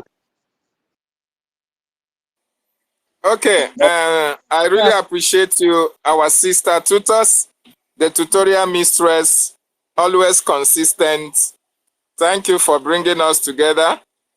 I want to salute everyone that is here, but let me first of all shout out to our COS, the most articulate Minister Snow, and every other minister that is here on this space. I appreciate every one of you, our listeners, both those in anonymous section. We welcome you to this very space. You know, in our spaces, you will get all the necessary information that you need. Very, very authenticated, authentic, verifiable information. That is why whenever you come to our space, you see that there are a lot of people, not spaces that you go, you see 1, 2, 3 people talking from morning till night. Please, I want to stand on the already established protocol to appreciate every one of you that is here. I want to do something that is, different. I want to use this opportunity to appreciate Biafrans who trooped out en masse on Sunday. Sunday was a very wonderful day. That was the first ever Olu State Town Hall meeting. And a lot of you that were there, I want to appreciate every one of you. Thank you so much for making our town hall meeting a very memorable one at that. Indeed, I really appreciate every one of you. And I appreciate our government and our Prime Minister, Ogechukwu NKERE, for visiting Olu and telling us what, what Biafrans need to know about our freedom. And I want to use this opportunity to appeal to any one of you that is here that is from Olu, or you don't know that you are from Olu, I want you to listen.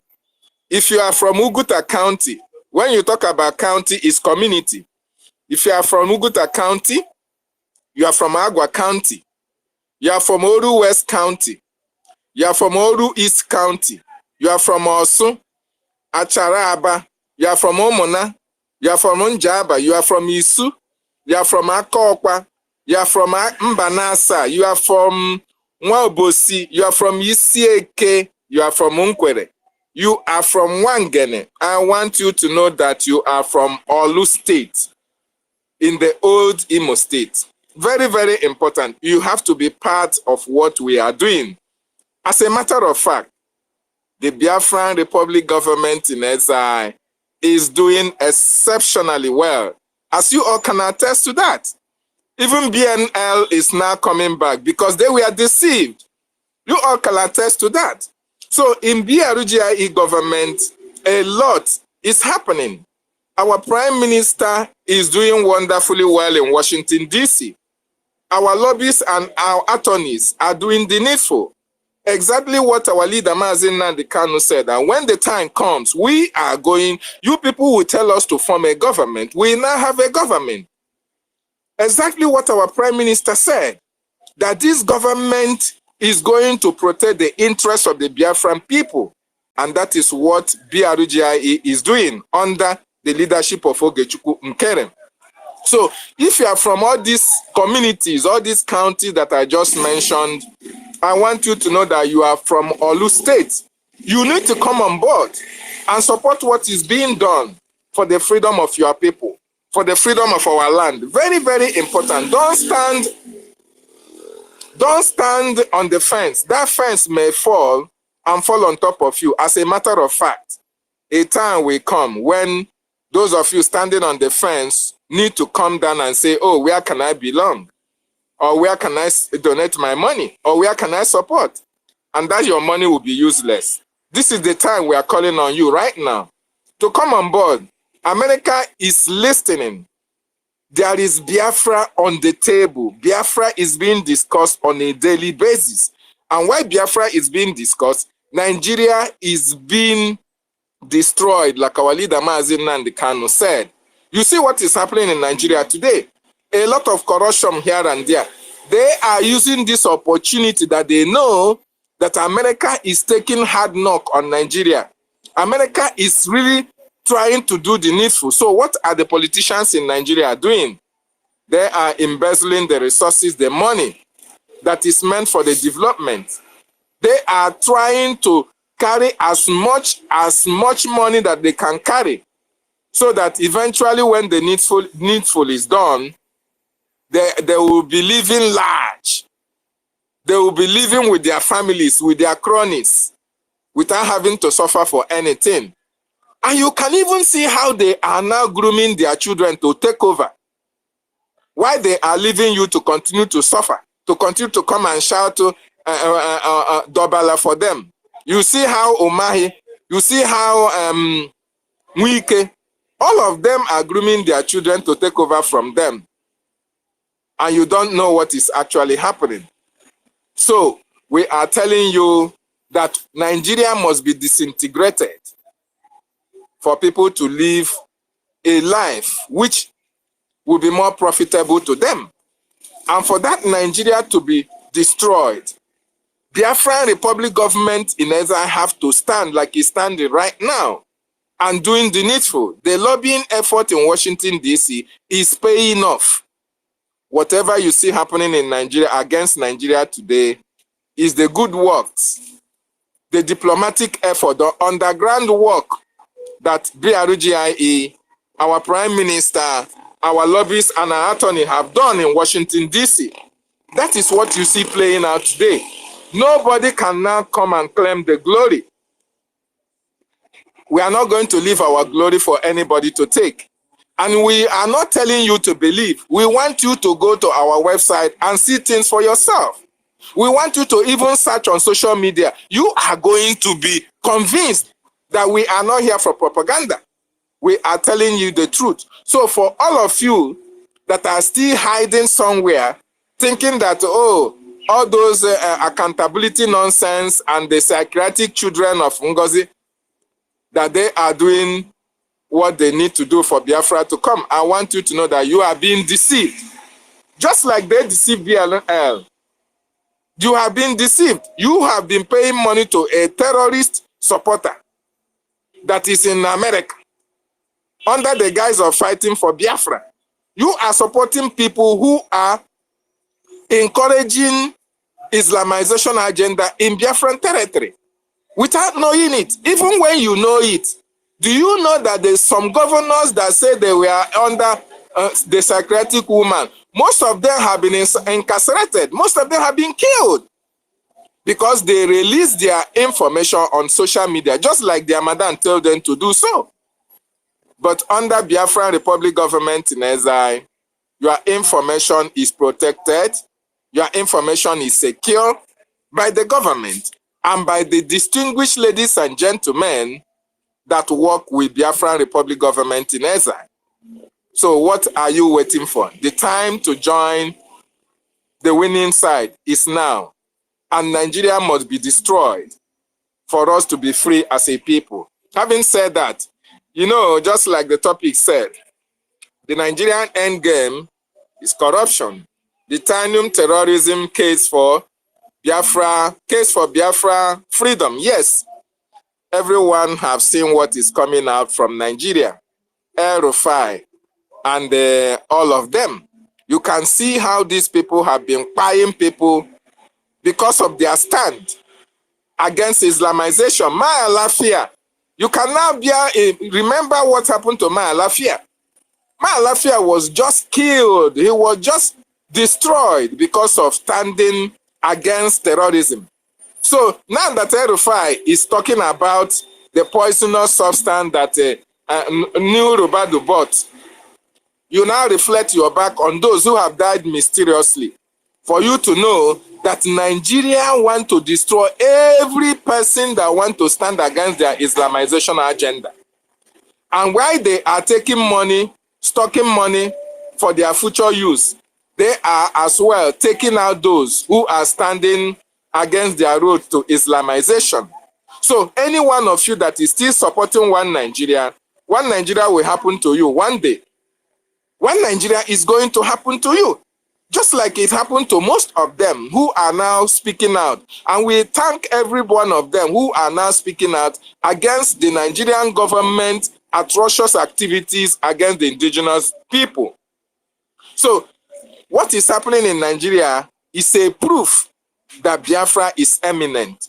It's a proof that we, the Biafran people, have always been right. It's a proof and vindication of our leader, NNAMDI KANU, who from time immemorial have told the Nigerian people, have told the world, have told the Biafran people what Nigeria portends for indigenous people. Corruption, death, annihilation, Islamization. That is what Nigeria portends for anybody that says he's a proud Nigerian.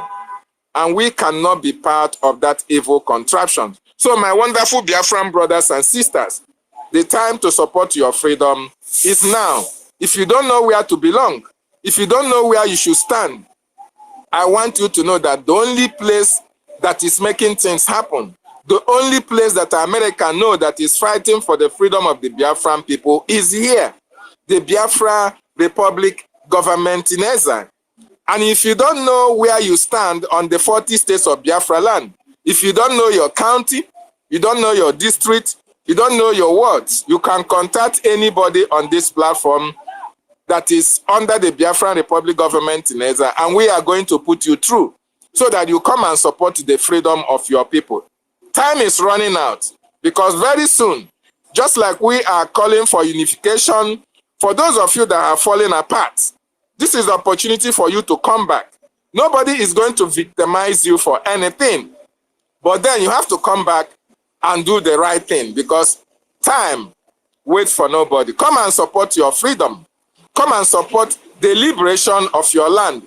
This is the only legacy that you can leave for your children, even yet unborn. Very, very important. Thank you so much, tutors, for giving me this opportunity, as I'll be yielding my mind from here. And there one. King David, thank you so much for that submission.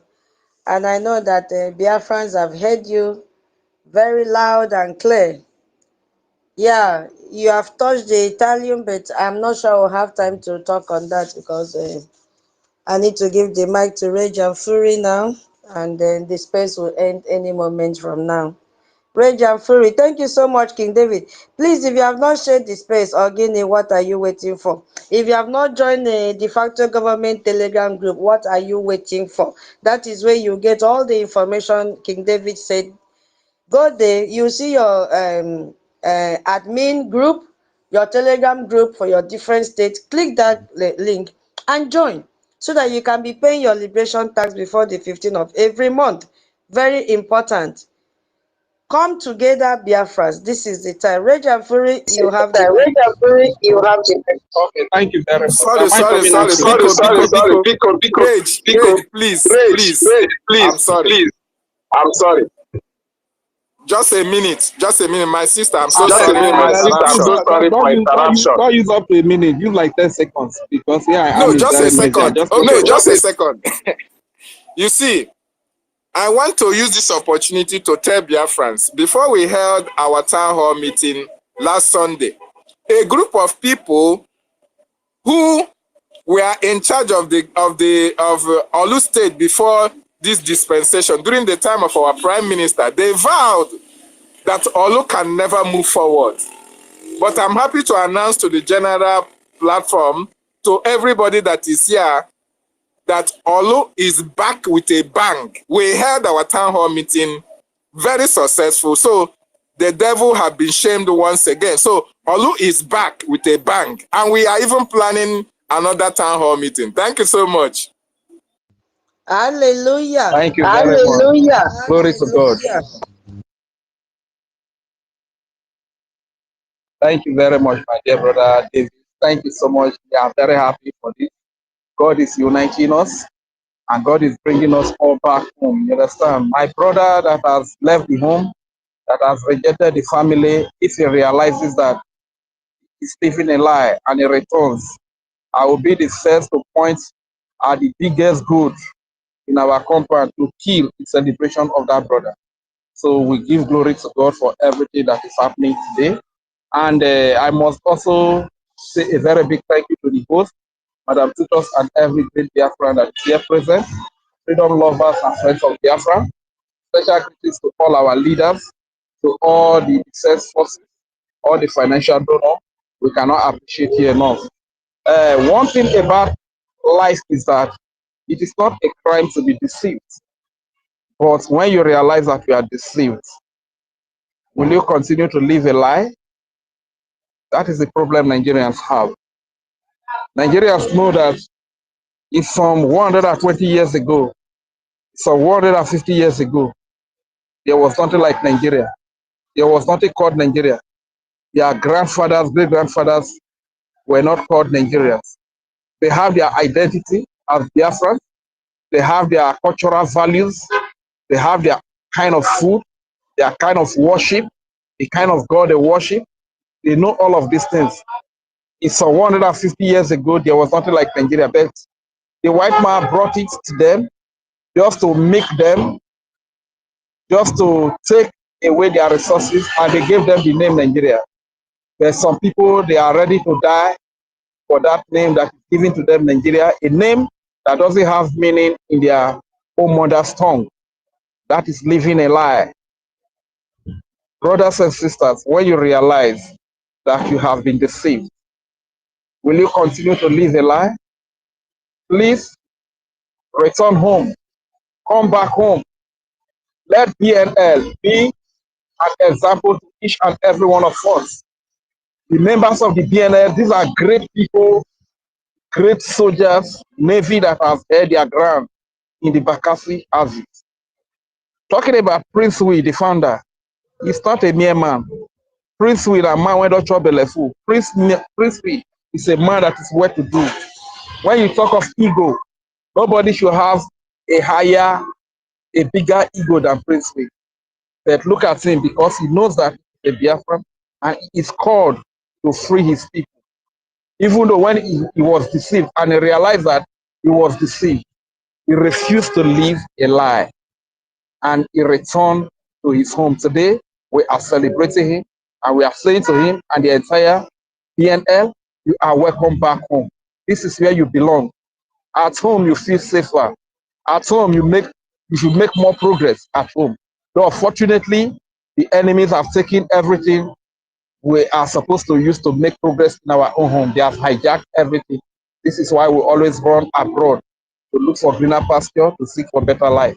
Then this is why we are fighting so as to restore the glory of the home.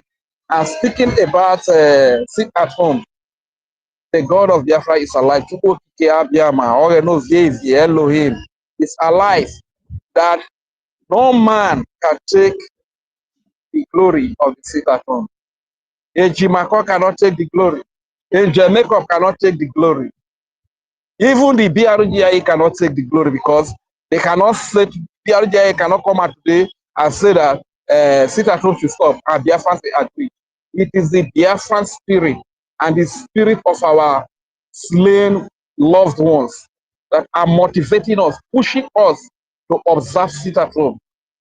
Due to the love we have for the motherland, Biafra, due to the love we have for our leaders that are locked up and all the Biafrans that are locked up, it is the spirit of Biafra that motivates us, that pushes us, that moves us to observe the sit at home. So if it were to be something that is controlled by Ejimako, when Ejimako was crying that was saying that sit at home must stop, it would have stopped. So if it has stopped, the glory will be given to him, that he was the one in charge of sit at home. Likewise, when the makeup was used, if Biafrans refused to observe it, then the glory would have been given to him, that is the one that is in charge of sit at home. No man is in charge of sit at home. It is the spirit of Biafra that is in charge of sit at home. That is the spirit that is moving us to observe sit at home as a civil disobedience. Only way to express our thoughts. Biafra is the light of the world. It's one light that is going to liberate the world, Biafra. It's one light that is going to save our people. It's one light that is going to save Africa. This is why Nigerians all over the years, they have been looking for a way to get back to all these criminal and terrorist politicians. That's why you see the likes of Showere, every now and then, they are organizing a revolution and protesting on the street. The revolutionary. Once they go to the street, this is how Nigeria police and army with tear gas, they arrest a lot of them, kill a lot of them. If you show where will be running 440, you understand? But the Africans with the wisdom of God, they are able to come up with a mechanism to deal with this terrorist state called Nigeria. A mechanism called sit at home, which is affecting Nigeria, which is a referendum on its own, which simply shows that Nigeria has no access in this place. Nigeria has no power in this place. You understand? And Nigeria is crying over it today. So because we have discovered this, we must count ourselves lucky and fortunate. And to those that have been scattering, please, anybody that is doing something that is not moving you closer to your freedom, know that that is your enemy. And it's working for the oppressor. It's working for the enemy. You understand? So the likes of Madam Raphael Otibu Ajaire, the likes of Gold Professor Choma, the likes of Imam Mamugu, you have seen it all clear now. Look at the kind of disgrace they have brought to our Prime Minister, a man that is highly revered, a man that is highly respected. Look at the way they make this our former Prime Minister look like. Now you owe all the debts that are in Finland. Now you owe all the taxes that are in Finland. Remember what the information minister said concerning where you are going, please. Okay, thank you very much. Thank you for reminding me, because myself, thank you very much. So Biafrans, Please let us be wise. Don't run away from your home. It is not a crime that you are deceived, okay? We are not mad at you that you are deceived. But when you realize that where you are not making progress, you are not having that home feeling, don't continue to live in a lie. Don't let your ego and pride to keep you in a lie. Don't live a lie like Nigerians. Nigerians are living a lie. They claim a foreign identity that has no connection with their roots, an identity that has no connection with their culture and tradition. They claim to be Nigerians. That is living a lie. I am a Biafran. I know my brothers. I know my sisters. When I see them, I know them. Their mothers tie two-piece wrapper. Their father tie one-piece wrapper. We eat the same food. We have the same worship system. We have the same culture and tradition. Like I was saying in the last fundraising, look at the presentation of Kola, the same way we do it in this. I don't know whether that you do it in your place, to Madam Tutor. Presentation of Kola. After presentation of Kola, we wage the Kola with money. The reason why we do it, the proverb goes that so that the Kola does not jump out of the plate. That is why we wage the Kola. After that, we tear the Kola. Is it not the same way it is done in your place, Madam Tutor? That is the way it is done in Mazi David's place. That is the way it is done in Auntie Eunice's place. I believe that is the way it is done in senior citizen Ben Owabo place. You understand? So we have everything in common. They're the enemies because they want to kill us, because they want to steal from us. They brought this foreign identity and introduce it to us. They use it to split us, to divide us, and they make our people to live a lie. They turn a brother against brother. They turn a sister against sister. And we continue to live a lie and begin to kill ourselves, fight against ourselves, when we should love ourselves, when we should deliver ourselves, when we should liberate ourselves and get those things that we are traveling out to get in our own home. It is time for us to unite for freedom. Thank you very much. Let me sing a song before I yield the mic. Which song am I going to sing? Biafra bilo kerore hoyoya Ubeneve gresere Onye ukpafo notisi wabona Biafra maina obilo Biafra ma obilo kerore hoyoya Beneve gresere Onye ukpafo notisi wawoma Biafra maina Biafra obilo Biafra mobilo kerore hoyoya Beneve gresere Onye hupafo notisi wa Afrika Biafra maina obilo Obilo Biafra obilo Biafra mobilo Obilo. Thank you very much. I hear the mic here. I remain Ranger Fury, aka Udewo Wachineke. Thank you. Thank you, Wachineke, Ranger Fury. Thank you for your beautiful song. Thank you for your submission. Thank you for your advice to Biafrans. Okay, Biafrans, I have just less than 15 minutes. I don't know if I can, because I'm so much interested in this chemical that is on the Nigerian soil right now. Auntie Tutos, please check your back message and get back so that just that one is for Mazi David to support what he just said. Thank you. Okay. Somebody's mic is making noise. Thank you so much. Gini, thank you for the last town hall meeting. Thank you so much, King David. Oh, this is from you, Gini, Minister. Just to support for what you said. I'm also from Olu State, so I was absent. Somehow I was present, but I was not able to participate fully on that meeting. But anyway, just in support of what he said, definitely in the Oh, next coming up town hall meeting, definitely we all will be definitely active and show our support oh, that we are ready to go. Thank you. okay. Okay, I'll send it to our information minister with a little illustration so that he will understand. Yeah, our minister, your hand is up. Our original CEO is welcome. Yes, greetings everyone. Our own sister Tutor. Greetings from here. Ekondo, my Our dear. original CEO is welcome. And all our senior citizens, I want to appreciate you all for being here with us and giving us the courage and, that good spirit to continue in the good path of what we are supposed to be doing for the Biafran people. I'll keep it very short. And Tutors, this is not the other kind of keeping it short. This is going to be very brief. I just wanted to point out something from your earlier conversation, which I would like you to, just go through it once more before you end the space.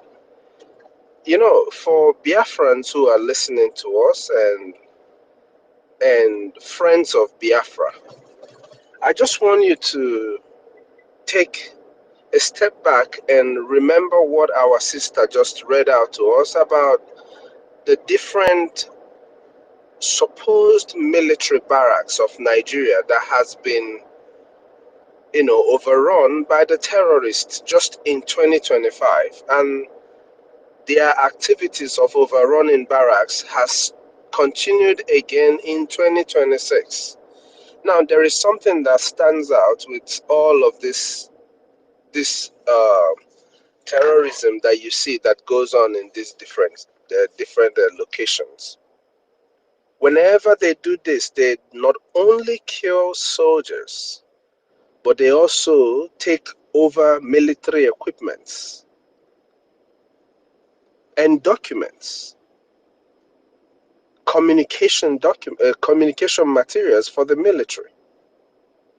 When they pack all these military equipments that they get from these military barracks, be it the vehicles, the ammunitions, and all what's not, what do you think they use them for?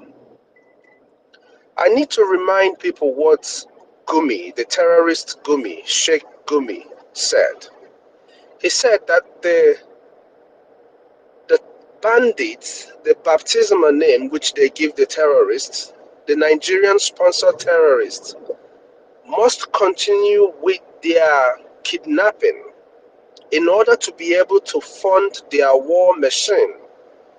And today, our sister has read out to us multiple military barracks in Nigeria that has been overrun by these terrorists. Out of all these military barracks that were overrun, how many have you heard the Nigerian government condemn? How many times have you heard them speak on these issues? I'm sure you've never heard about it, because I never did hear any of the barracks that was overrun being condemned by either the president or their commanders in chiefs. What does that tell you?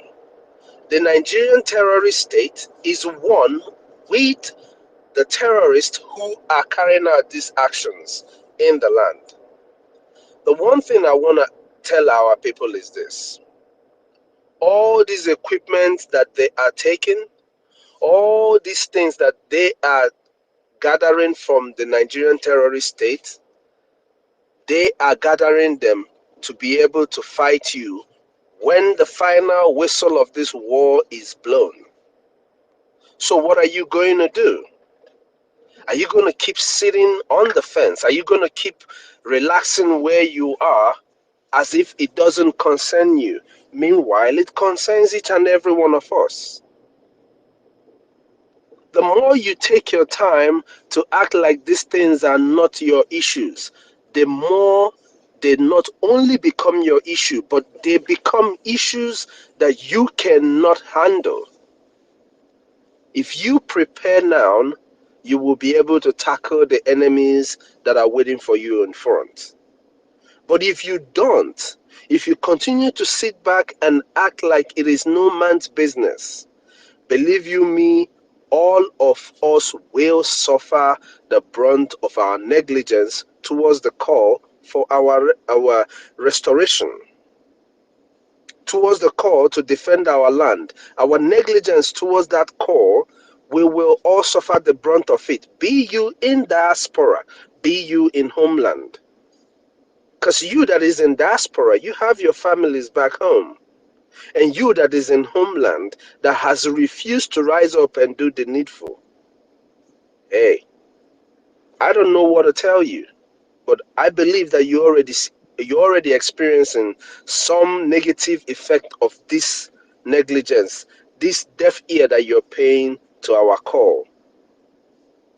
The earlier the better, they say. Emengwangwa, emehelodachi. Manyu koma million obala anyo fofo. Ask yourself a simple question. If the Nigerian state is funding these terrorists, if these terrorists are making hundreds of millions from taxes that they are collecting from people, who is in charge of those territories? Does the Nigerian state not know that these terrorists are collecting taxes in their supposed sovereign states? Ask yourself these questions. If they are funding all these people, who is funding your defense? Who is funding your defense? If you are not part of those who are funding your defense, you're only prolonging your suffering. Believe it or not, you are only prolonging your suffering. The earlier we do these things, the better for each and every one of us. Dalun everyone, and may God continue to strengthen you to do the needful. Tutor is about to end the space, so if any other person is available, pick up the space. There is a lot to talk about. Nigeria is bathing in terrorism. Every day there are different terrorist acts that are going on in Nigeria.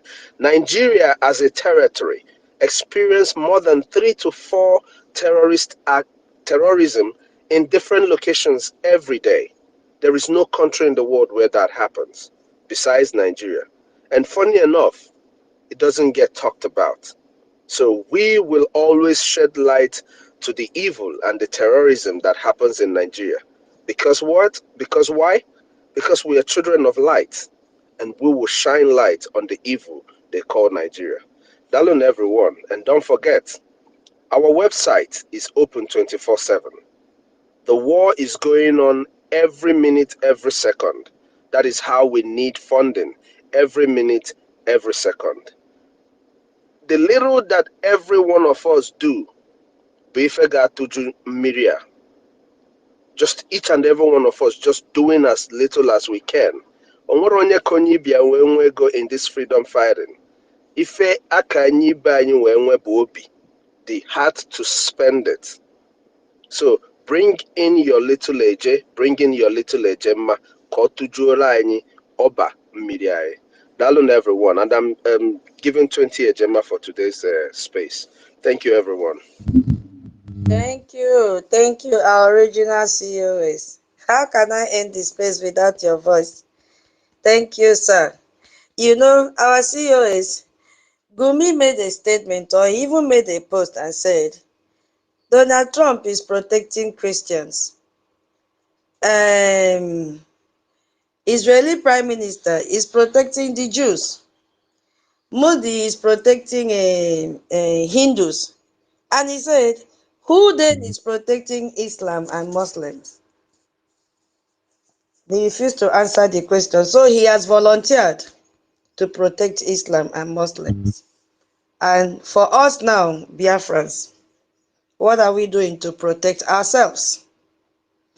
You see, when we host space like this, we are not just coming out to talk because we love talking. No. We really have to make some connections and get clarifications.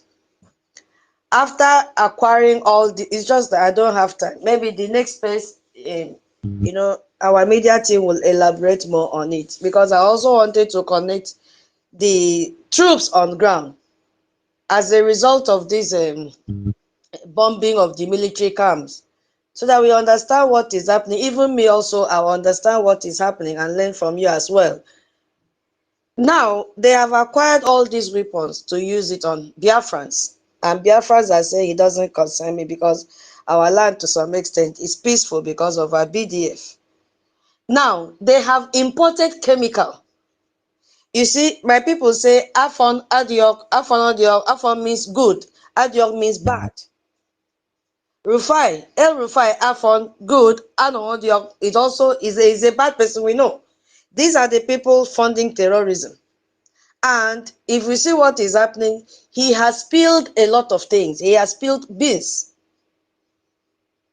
And truth is coming out, exposing themselves. This one is saying you did this. This one is saying you did this. And all ears are open. But we have to know that the only enemy that they not have are Biafrans. We are their enemies. And whatever they are doing, they are targeting Biafrans. Whether they find you in their circle or not, whether they use you as a saboteur or not, you are already their enemy. So all the governors, dining with them, and whosoever wants to dine with them, you are already an enemy to them, and they will end you. Now we understand how this man, Mali Affair, my Lafia, I don't know, I'll try and be pronouncing his name well, may he rest in peace. How he died, because he died mysteriously. And Erufai, I will just invest a little 10 or 15 minutes. Erufai requested clarification on the procurement of thallium. Why am I, trying to explain this thing to the best of my ability? When the next space open, you can continue. Is that Biafrans should be aware that there is a poison on ground, and you are the target. Believe it or not, you are the target.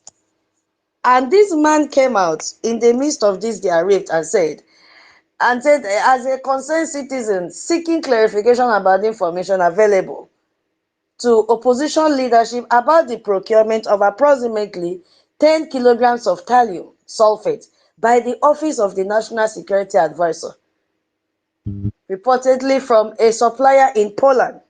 This National Security Advisor, remember, Biafrans, that he was the one, after getting the smoke and the heat from Biafra Republic government in exile, and the announcement of the CPC, he was the man that rushed to Washington, D.C. to kick against the genocide of Christians in Nigeria and deny that there was something like genocide. He immediately organized meetings and said, no, that there is no genocide in Nigeria. It did not end there. This is the same man, National Security Advisor, Ribadu, that did what? Signed, contracted the DCI lobbying firm. And remember that lobbying firm was in, how did they put it? On behalf of Ribadu, this same national advisor, to do what? To deny that there is no genocide going on in Nigeria. This same Ribadu is the one that has recruited all the Mieti Allah and rebranded them with a new name called Forest Guard. And they have caught these forest guards so many times with arms and weapons, slaughtering people in Kwara State. The same Kwara State is the state that the governor came out and said that his mandate is to make a block vote, complete block vote, and give it to Tinubu to become the next president in 2027. It is the same Ribadu that El-Rufai is now accusing of buying 10 kilograms of thallium sulfate in his office. What is going on? And this man asked 6 questions. He demanded 6 questions. What is the intended purpose and end use of this chemical? Who is the supplier? Was it imported under a chemical or defense permit? What is the total quantity and concentration? And where is it stored? And what security arrangements are in place for this chemical? What regulation oversight exists with NAFDAC with this chemical? Have any public health risk assessment been developed given the extreme toxicity of this chemical? You are the target, Biafrans. Especially you that is so close to this Fulani. especially you that wants to die for one Nigeria, especially you that is preparing your mind for 2027 election, which we have told you there will be no election, Nigerian election in Biafra land. And you know, this was not a private inquiry. This was a public accusation designed to create a paper trail. Now, Ribadu, as usual, denied this accusation. But El-Rufai is still standing by it. He says opposition leaders have the documentation. You know, this is the man that supported Tinubu and did everything within his power to make sure Tinubu won election in 2023. The same man that ganged up with all the Northern elites to kidnap Onyendu. So he knows a lot. And now they started threatening him with fraud, 400 and something billion naira. They now said he should, that journalist that up till today has gone missing with, they have now, they resurfaced that case just to make sure they cage him. Now he's in EFCC custody. We understand the game, but in the midst of the games, we are getting information. The same template they use for Malami is what they're using for him. We understand, but we are getting something serious from it. You know, last Friday, he listened to an what is it called? Intercepted telephone conversation involving Ribadu. And you don't know how long they have been intercepting this phone call. So he knows a lot. And Ribadu knows that this man knows a lot. And he says someone tapped the NSA phone. And he heard Ribadu allegedly instructing security operatives to arrest him. I am not saying what I'm saying to side him or to stop. No. I am interested in this chemical and where it will end. Their targets are Biafrans because we are the only enemies they have. They are not going to use it on the terrorists because for long they would have wiped them off. But they cannot because they are the ones funding them. So Rufai is telling the whole world that the government imported deadly poison into the country and his phone calls are being monitored. And NSA is ordering his arrest. He's creating a public record in case something happens to him, that they should know where the problem is coming from. And if you look at the physical properties of this chemical, it is colorless. So even if they drop it in food for you or put in your drink, you can never see color in it. It doesn't have odor. It doesn't have taste, tasteless, and it dissolves in water. Immediately it will dissolve. And it looks like sugar or salt, sort of, with small grains. So it will dissolve very fast. You can put it in someone's food or drink, and they will not even know. So for adults weighing 62 kg, for example, just 1 gram, you have 50% chance of living or dying within 3 days. And 1 teaspoon contains 33.8 grams, enough to kill 34 people at a spot. And El-Rufai said the country, a national advisor, Ribadu, imported 10 kilograms. So approximately it's going to kill 10,000 people. And it kills slowly. Slowly, because you need to understand why this is called the poisonous poison. It has stages. You know, we have to begin to think back about people that died mysteriously. All of a sudden, what happened? The person was not sick. It will first of all affect your gastrointestinal, that is your digestive system. You start to vomit, or you may start to have diarrhea or severe pain. And you know, our people will go and buy medicine and say, okay, I have malaria. You'll be treating malaria. Meanwhile, you have just consumed a poison, because it is very easy for them to give a pinch to their agent, which they will spread around Biafra land. And then to begin to affect your brain. You begin to have confusion, or you go into seizure if you're even